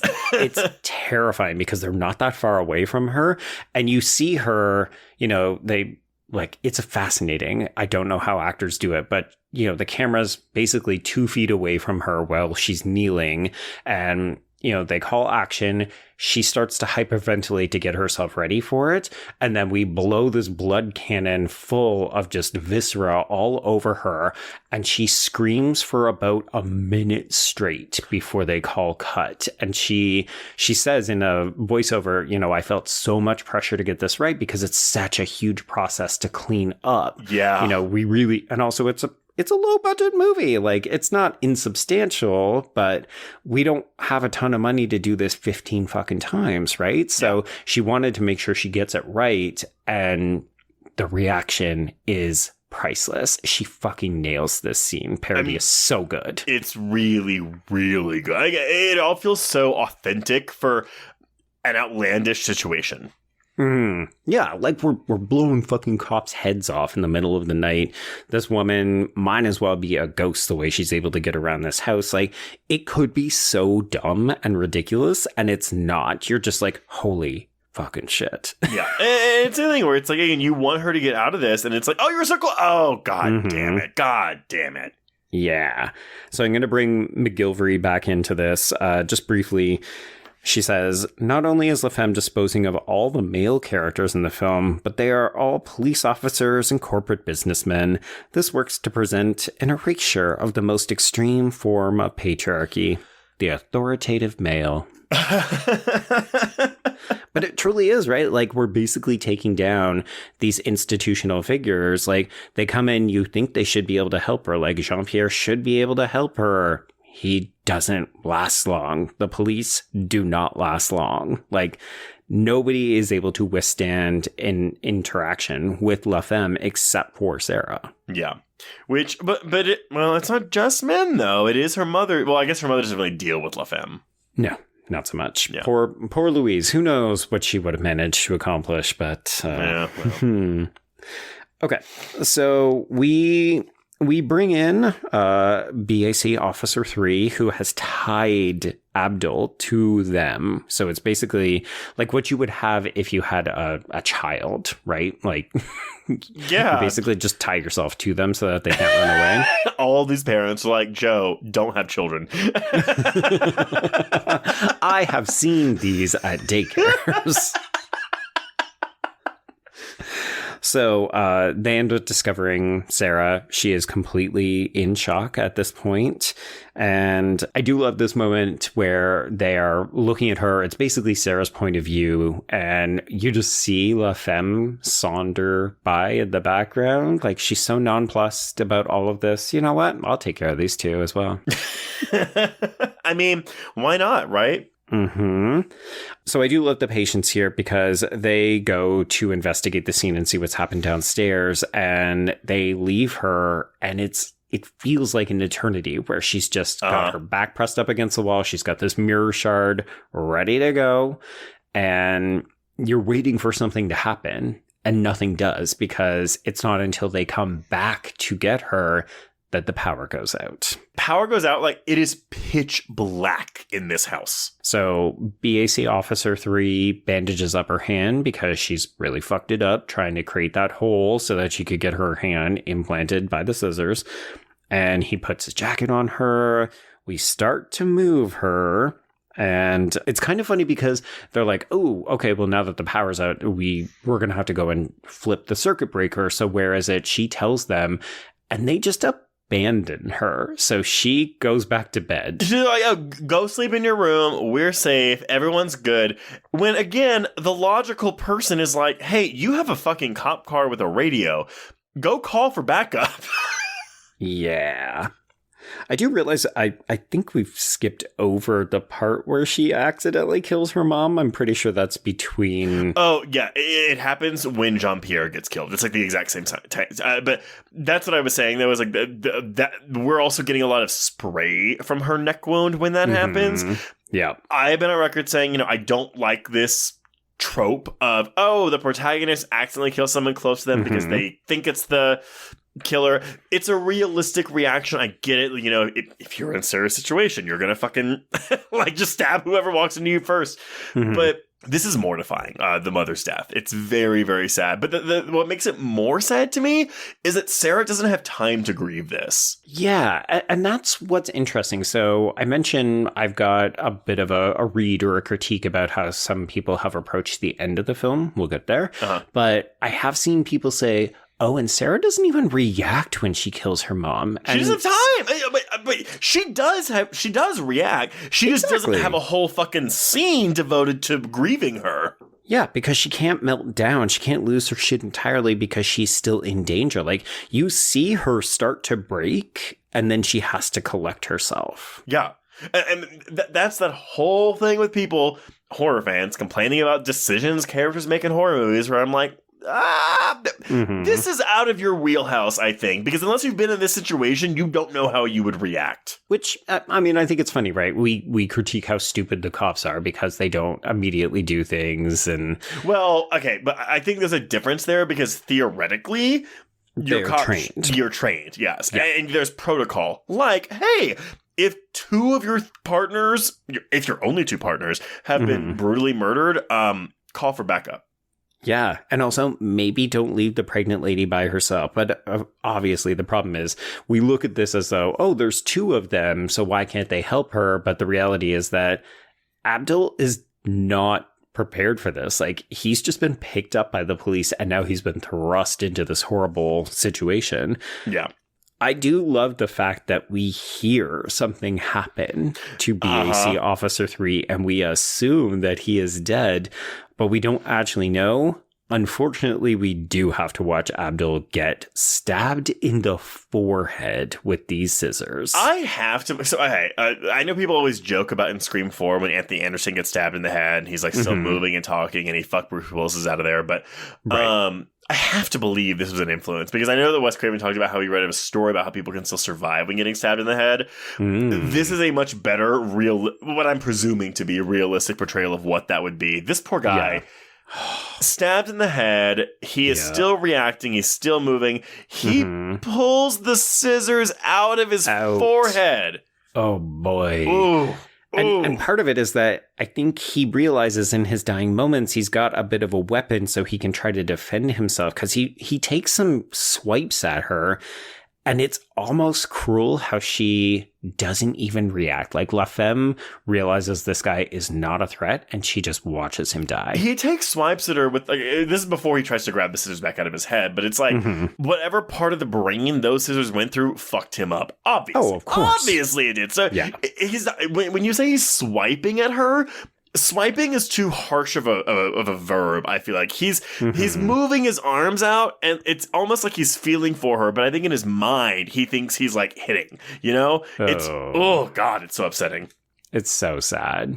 This, to me, I think is one of the hardest parts of this film, just because, I mean, you could argue Sarah has done nothing to deserve anything that happens. But nevertheless, though, this being the one, like, full-on death scene that was just removed from that edited version, I mean, I'm not defending it, but I understand why, out of all of them, this would be the one you just take out completely. Yeah. I mean, it is very, very graphic, just seeing those scissors get smashed into his forehead. And she waits too, man. Like, he begs her, do not kill me. Please don't kill me. And then she's like, eh. Yeah. Because everyone is just an obstacle to what she wants. Yep. So they gotta go. Just, God, can you imagine wanting a baby that bad? No, the answer is no. Definitely not for us. So Okay, so as we mentioned, Sarah has gone back to bed because she is totally in shock at this point. And I think part of her wants to believe that she's safe because these men have come in to help her. Yeah. So she has gone back to bed. And I mean, folks, I recognize we have not talked about the queerness in this film. There's a lot of doubling, some very obvious stuff where La Femme is dressed entirely in black and is heavily sexualized, and Sarah is pregnant and dressed almost entirely in white and all that good jazz. But this moment to me, it's actually the box art, depending on which region you're looking at the film in. But La Femme just climbs on top of her, and it looks like we're gonna get a kiss. Yeah, look, I wouldn't call this film erotic in any sense of the term, but yes, there is something overtly sexual about the framing of this scene, and I have to believe it's intentional. Oh, 100%. Yeah. I mean, everything about the film is so deliberately staged. They had the whole thing storyboarded in advance because they were new filmmakers. So they didn't want to be in a situation where they would have to react on the fly. Like they were like, no, it's too tight. We need to know exactly how we're going to frame everything. So they would have had the layout, the framing, the composition of this shot in their minds. And yeah, it's not sexy, but it is sexual. Like La Femme to me is very coded sexual, from the corset to the way that she disarms a lot of men in this movie using her sexual wiles. Hell yeah. So I love that in a way Sarah reverses this by turning something that could be construed as sexy into dangerous because she just bites off La Femme's fucking lip. Oh, it's so good. Well, okay, but this also leads into a big kitchen fight scene involving a lot of items that, well, I'm going to say that they're domestic. They're domestic appliances that these women are using to hurt and maim each other. Yeah, so we've already had the knitting needle. We've had the scissors. Let's bring in a full-on Scrooge-style set-piece trace where we whip someone in the fucking face with a toaster. A toaster! I love it. I spent a good chunk of this being like, what is that? And then I was like, oh, it's a toaster. I love this. I'm on record as being disappointed with Quentin Tarantino's The Hateful Eight because it takes place in an apothecary full of interesting items and we just use guns to shoot at each other. Yeah. I love this movie because we are using so many fucking everyday items as potential weapons. Give me weird weapons all the time. Oh, yes. That reminds me of this Indonesian film called The Night Comes For Us. Everyone, if you have not seen this, it's on Netflix. It's very much like a raid type movie where it's like, like two warring factions of a gang. But if you're looking for, random household appliances and things everything lying around can be used as weapons, this is the movie you need to watch. It's so fucking satisfying. That movie kicks all kinds of ass. So good. Also, of course, lead actor is Joe Taslim, who's from The Raid. So that's where I was going to get Raid connections from. There you go. Yeah. Anyway, okay, so Sarah gets the toaster to the face, but as I suggested, it's always 1-for-1, so she ends up burning La Femme's fucking face. Okay, so again, great. I just keep saying fucking in front of every word. I'm sorry. This movie does this to me. I totally understand. This, again, great idea. It's just that the fire is so CGI that it looks bad, but it's not a prolonged enough shot like the baby stuff to irk me. It's just like, this could look better. Yeah. I mean, the resulting facial mutilation from the burns look amazing. I'm always a sucker. And actually, it's so funny because Christopher Nolan does this with Aaron Eckhart in The Dark Knight when he becomes Two-Face. When someone's face gets burned so bad that a hole burns in their cheek and you actually can see their jaw. Ooh. Yeah. And that's what happens here, and it's great. I would also argue this looks better than The Dark Knight. I would say I think his face looks really fake. Well, I think it looks very CGI-y. Well, here's the thing, though. I agree with you. However, I do think that the nighttime setting helps this, whereas a lot of Aaron Eckhart and Dark Knight is like in broad daylight. Yeah, because bear in mind, we have not reset the circuit breaker, so all of this has been happening in the dark. So you can tell what her face looks like, but it's still kind of covered in shadows, so it's like, it almost makes it scarier. I mean, we do get it when Sarah finds her with the flash, because in a moment, she'll go looking for her using her camera to try to illuminate things. But not before she gives herself a fucking tracheotomy. Oh my God. So I'd forgotten about this moment. Because, yeah, I mean, as the nightmare forecast, she has difficulty breathing because she is still having contractions because she is still having this fucking baby. Yeah, she gives herself a self-tracheotomy, and then she closes it up using duct tape, the most reliable household utensil you can possibly find. Does blood not negate the adhesive on duct tape? I think that's why she wraps it around her full neck. Just to make sure it really holds. She clearly does not trust it, but part of me was like, I don't know. If she needed that, doesn't she still need to hold to breathe or something? I don't know. It didn't. Well, I think once you get the clog out, then you're maybe fine. I mean, look, truthfully, good theme of a movie night. Movies with like random tracheotomy. So we've got this. We've got Anaconda. The Heat is one with a good tracheotomy. Oh, okay. Yeah, but I can't think of it. So everyone, put forth your tracheotomy programming. There's one that I cannot recall for the life of me, but it definitely involves somebody using a pen. Oh, God, that sounds familiar. It's fine. Yeah, it's fine. It's fine. So tracheotomy handled, duct tape applied. Also, let's make a spear. Oh, God. But also, let's learn why this woman is doing this to you, finally. Absolutely, yeah. So we've got our final girl score kicking in hardcore. Sarah is on the offense. She's taking pictures to try to illuminate the scene. We get to see all of the body parts all over again. So we're seeing everybody's dead corpses lying around the house. And then we finally find La Femme, and yeah, she gives up this villain origin story, which is, hey, I was in the other car that you crashed into. I was pregnant, except I lost my baby. Bum, bum, bum. Bum, bum, bum. Okay, so I'm bringing back McGilvery, and I'm curious to hear your thoughts on this idea. Okay. So the spectator, therefore, becomes more inclined to sympathize with La Femme because she is a mother who is unable to cope with the loss of her child. In this sense, the extreme violence perpetrated by La Femme seems more meaningful and almost rationalized. La Femme is everything a modern woman is not supposed to be, and yet under patriarchal culture, she may end up the hero for killing the unnatural, non-maternal woman. Aww.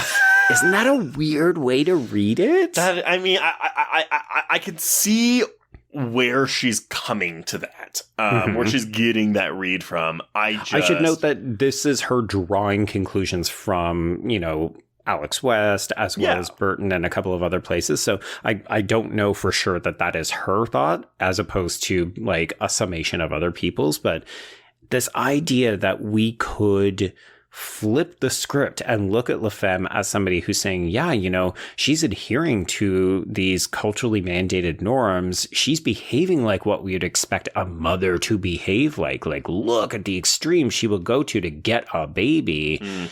Fascinating. Yeah. God. I guess before this point, though, you don't quite empathize with this woman because you just know her as this dark figure who's trying to take this baby and kill this woman. Does this add empathy for you with this character? So to me, it doesn't, because she still seems like she is mentally ill. Like, this is not the behavior of a rational person to me. Even if her motivation is clear to her, the idea that she is willing to kill all of these people to get, like, this is a revenge story to me, and I don't think that she's well. Yeah, well, but you can still empathize with someone who's not well. So sure. But I think because we don't know enough about her, like, she's not a character to me. She's almost a specter. Yeah, no, I can totally see that. To me, I guess at first glance, this reveal isn't it makes sense, but it's not always wholly satisfying because it's like, oh, of course that's what it is. So again, when you hear about Maury and Bustillo, okay, yeah, but they had a man. Oh, let's make it a woman. Well, what would a woman be? Why would a woman be doing this to another woman? Of course, a baby thing. And I'm like, that kind of to me is like, okay, that's like your basic, like, yeah, that's probably the first answer you would jump to. Of course it's about a baby because women like babies and they like pregnancy and stuff like that. It's almost a little patronizing when we put it that way, isn't it? Now, here's the thing. Does it work? Yes. Yeah. In the guise of this film, yes. Yes. But it's very much like, okay, like that's the best you can come up with. So it's not really a gripe that I have with the film, because I don't think any of the narrative aspects of this film are particularly revolutionary, you know? Outside of, it's a woman versus woman. That's great. We love to see it. There's nothing that's particularly subversive about the content outside of the violence we have in this film. Right. And the fact that it's women doing it to other women. Absolutely. Do I wish there was maybe a little bit more to this than just, you kill my baby? Yeah, but I also appreciate the simplicity of it. Right. Which works for an 83-minute movie. Absolutely. We don't have 2 hours to kill. Give me an expeditious film with hardcore violence as opposed to a long, contemplative, meditative 3-hour film. And this is an A24. Fuck that. You know what? There's an audience for both, and I love that for all of us. Yes. Okay. So we're still taking pictures because I feel as though Sarah wants to document this woman so that, okay, I've got proof of who she is. We can put her away when all of this comes to pass, when it's all done and over. And then the lights come on, Trace, because BAC officer number 3, he is still somehow fucking alive, even though he is blind. So he's alive because he was shot at close range with a riot gun, but a riot gun is filled with beanbags, not with bullets. Yeah, so he is fucked up, and he mistakes, presumably, Sarah for La Femme, and he begins beating her on the belly with his billy club. I mean, it is so fucking rough. You see red tinted fluid fall out from between her legs. And that's why I was like, yeah, her water did break earlier, but her water really breaks right now. I don't know how this baby survived. Actually, do we even know if this baby survives this movie? We do hear it cry at one point after the Cesarean, but then in the closing moments of the film, it's unclear. Yeah, but so this guy beats the fuck out of Sarah and her baby. So she goes down, and La Femme ends up protecting her because, of course, this dude is getting in the way of my baby, so she spears him to death repeatedly. This is brutal. It is hardcore. Yeah, it's really rough. And this guy doesn't really even know what's going on, so you're just watching him get stabbed in the armpit, in the chest, and it's, This is also when everyone, play dead. Yeah, just wait for it to be over. Treat it like a bear attack. Absolutely. Like, more people in horror movies need to do this. If you're getting strangled, do your death rattle and die, quote unquote. Yeah, we all need to be Oscar caliber actors to get through this, but everybody work on your death scenes just in case you need them. Oh my god, yeah, I always think about Lee Winnell in Saw whenever he has to smoke that cigarette and pretend to die. And maybe kick the leg a couple times and stop. But this guy was in the clear. He was good. They thought he was dead. But he thinks he's still protecting her. I know. But now he's a fucking idiot. It all makes sense. It's just beating a pregnant woman. Terrible.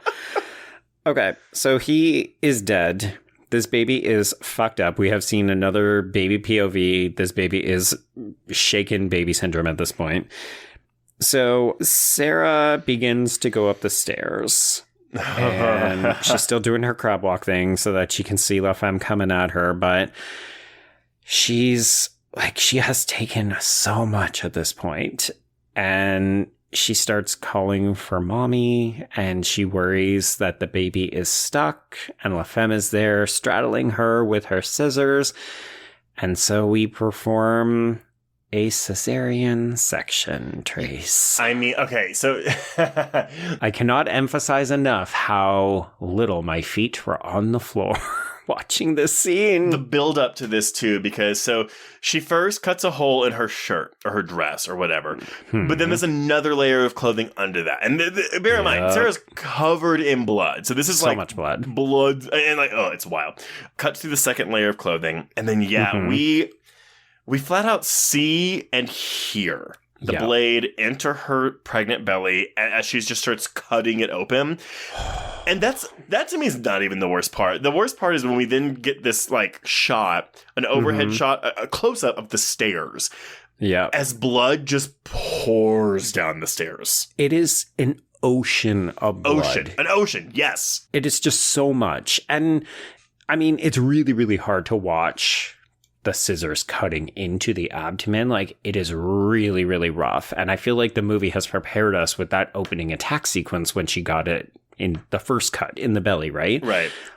But I think in some ways this is clever, right? We see enough to be wincing and just overwhelmed by the cutting of the belly. And then we don't need to do that because we can just be like, here's a lot of blood, because you know exactly what's happening.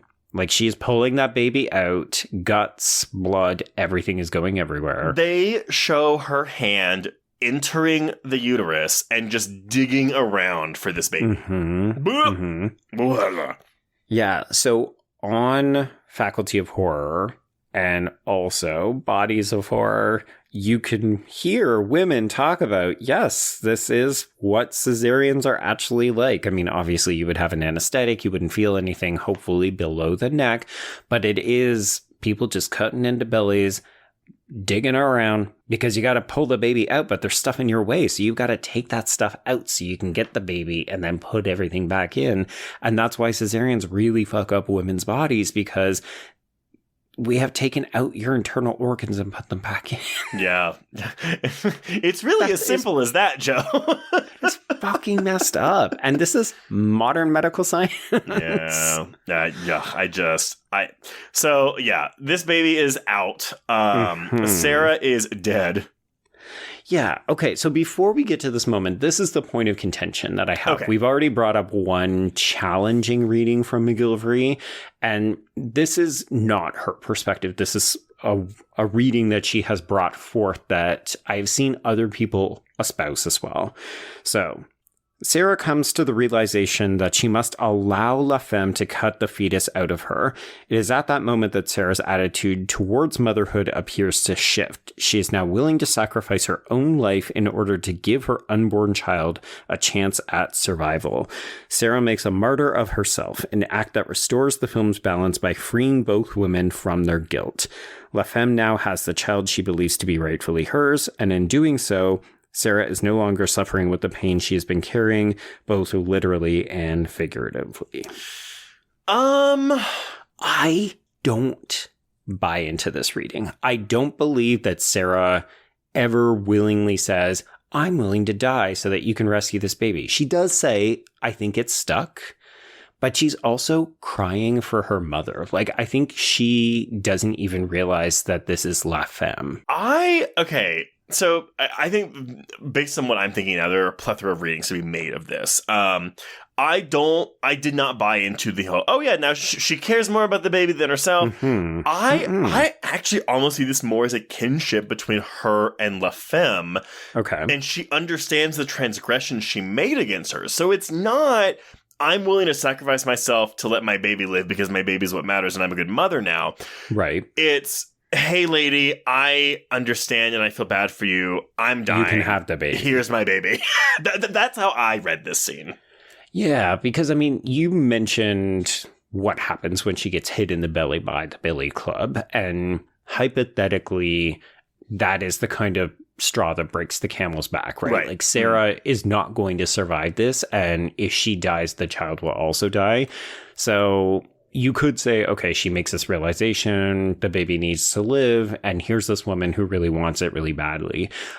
I mean, it's tricky because we don't have any kind of voiceover. We don't have any kind of verbal exchange between these women.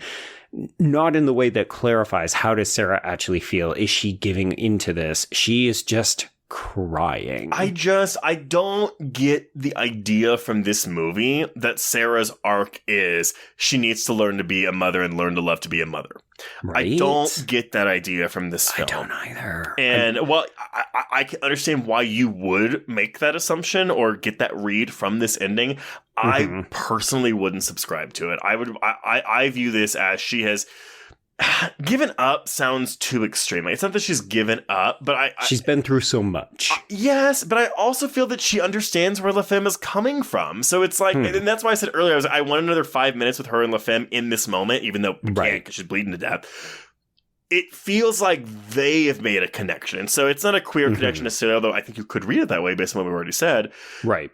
I think she is doing her penance almost. In all of this, that's how I read it.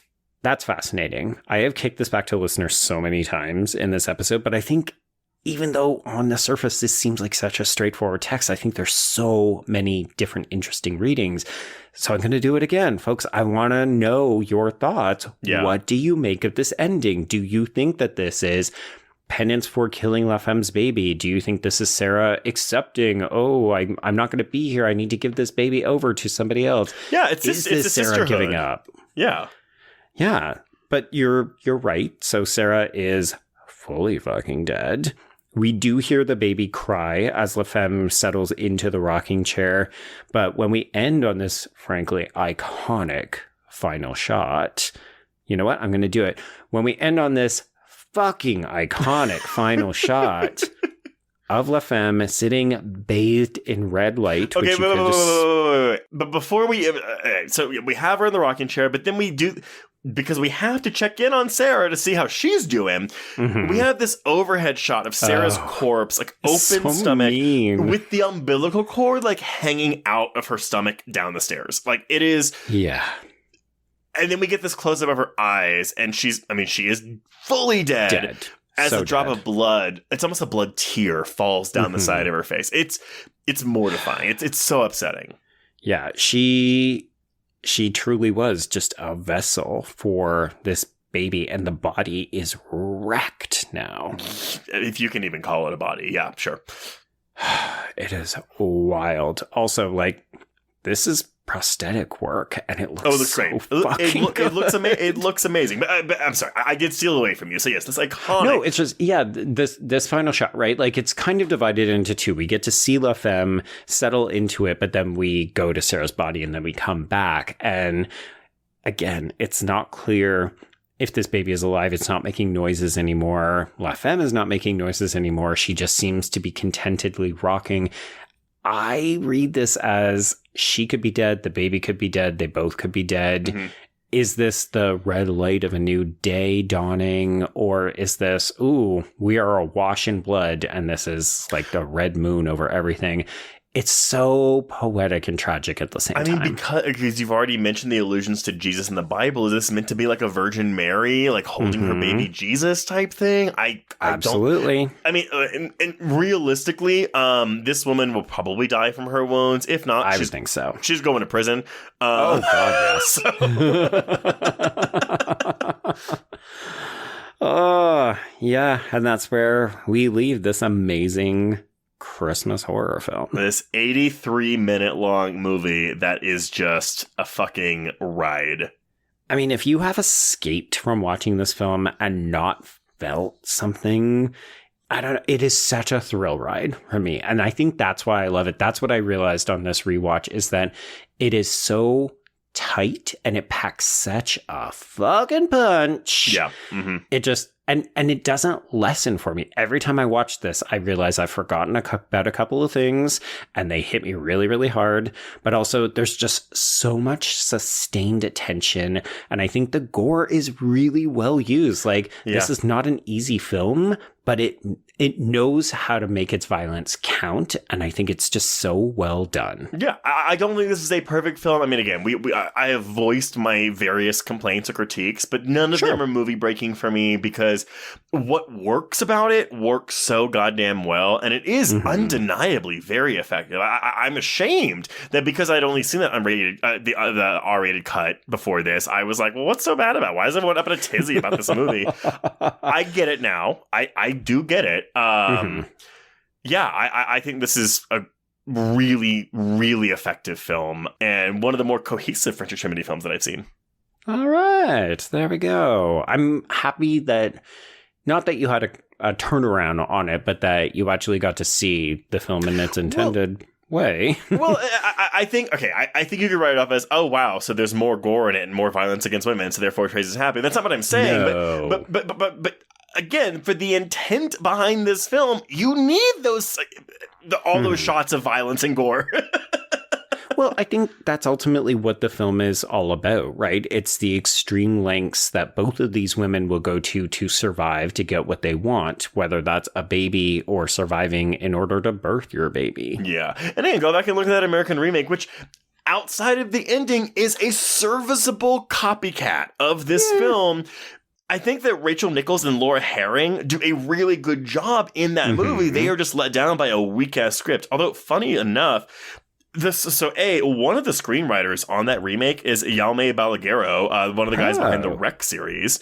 Right. Okay. He was supposed to direct it, but that didn't happen. So the guy they got was Miguel Angel Vivas. And that name may not mean a lot to you, but he did a really, really intense home invasion / rape heavy film called Kidnapped or Sequestrados from 2010. And I have to believe that's why he got this gig, because if you have seen Kidnapped, that movie is on this movie's level of like, oh shit. Oh, really? Yes. Okay. Content warnings all the way, violence and rape for Kidnapped.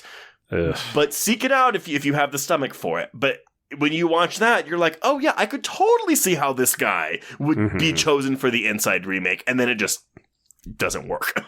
Well, and that's the thing, right? If you feel like, oh, we're amping up the violence and that's what it takes in order to make an effective film, like, fuck you, you misogynist and all this other stuff, go and check out that remake, because it does pull its punches. And it shows you what slightly less effective direction can do, where it does feel not pedestrian, that's a little mean-spirited, but it doesn't pack the same punch. And then when you change the ending so that you let the Sarah character live, it robs the film of all meaning, and then it really does make the violence without purpose. Yeah, absolutely. I in complete agreement. So, I mean, honestly, I feel like most people that love this movie don't even know there's a fucking remake of it, because it didn't get a theatrical release. It came and went, and no one liked it. No. Again, it's not a horrific movie. Like, I've seen far worse films, but it's just, when held against the original, it's just weak sauce. Yeah, and obviously you and I have had the conversations about remakes up and down, all over the place. We're not against them at all, like, if there's a purpose, but it's especially these new French Extremity films, and then some of the grimmer films, right? Like the Goodnight Mommy remake, where they just are toothless, and it makes me wonder, why did you bother? Well, and you know what? We will be having this conversation next year, I think next year, when the remake of Speak No Evil comes out. Oh boy. Because that's going to be interesting. I will say, I watched that movie for the first time in the past month, and even knowing what happens in the end, because it was spoiled for me, I was like, it was still very effective. But I couldn't help but think, why are they remaking this?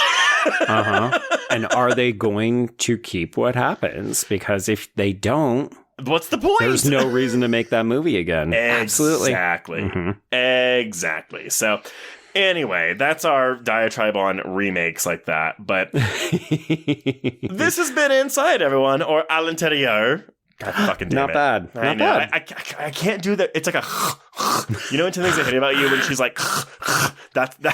I can't do that. Let's keep doing it until everybody stops listening. Yeah, I'm sure it's like ASMR sound, just Trace doing the French sound. Oh God. Anyway, okay, Joe. Well, any final thoughts on this before I wrap us up? It's amazing. Love this movie. Thank you so much for letting me to go on long about it. No, No. By all means, I'm glad that I came. Again, I didn't dislike this movie. I liked it. I just I get it now. I get it. There we go. You're fully on board.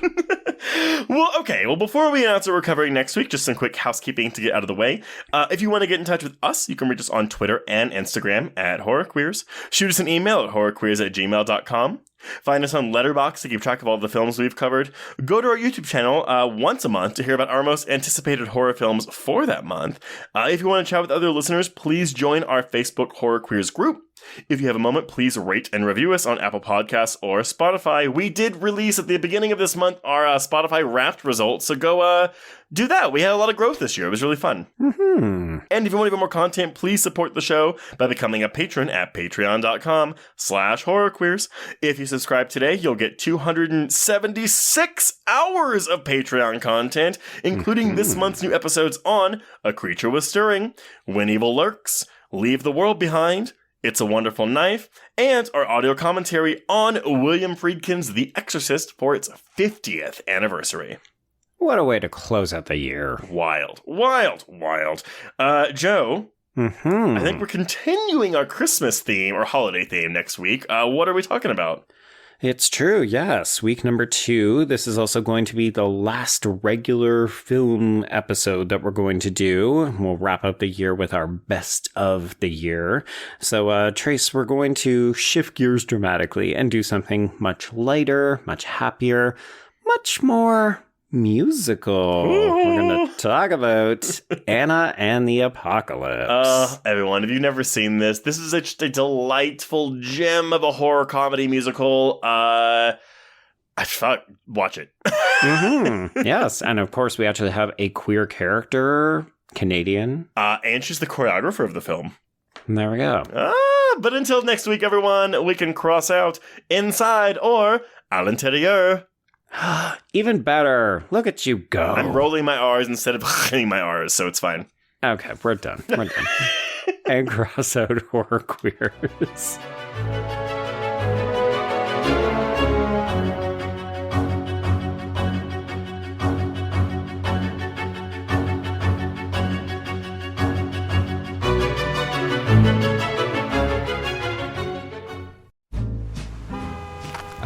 Atlas Avenue.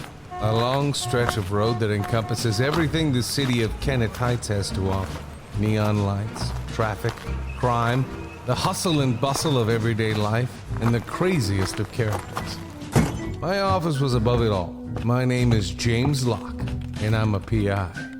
Hello, Mr. J. How the hell you doing today? Good, Edith. Nearly every year I have a new case. New people to meet, new clues to discover, and new problems to solve. But I do it the old-fashioned way. No technology. Nothing post-1950. Hell, I don't even listen to podcasts, but you should. Atlas Avenue Beat is a spoof of the film noir genre with goofy characters, tons of wordplay, and non-stop raunchy humor. There's also 3 whole seasons out right now with more on the way. Just search for Atlas Avenue Beat wherever you listen to podcasts or visit us online at bloody.fm.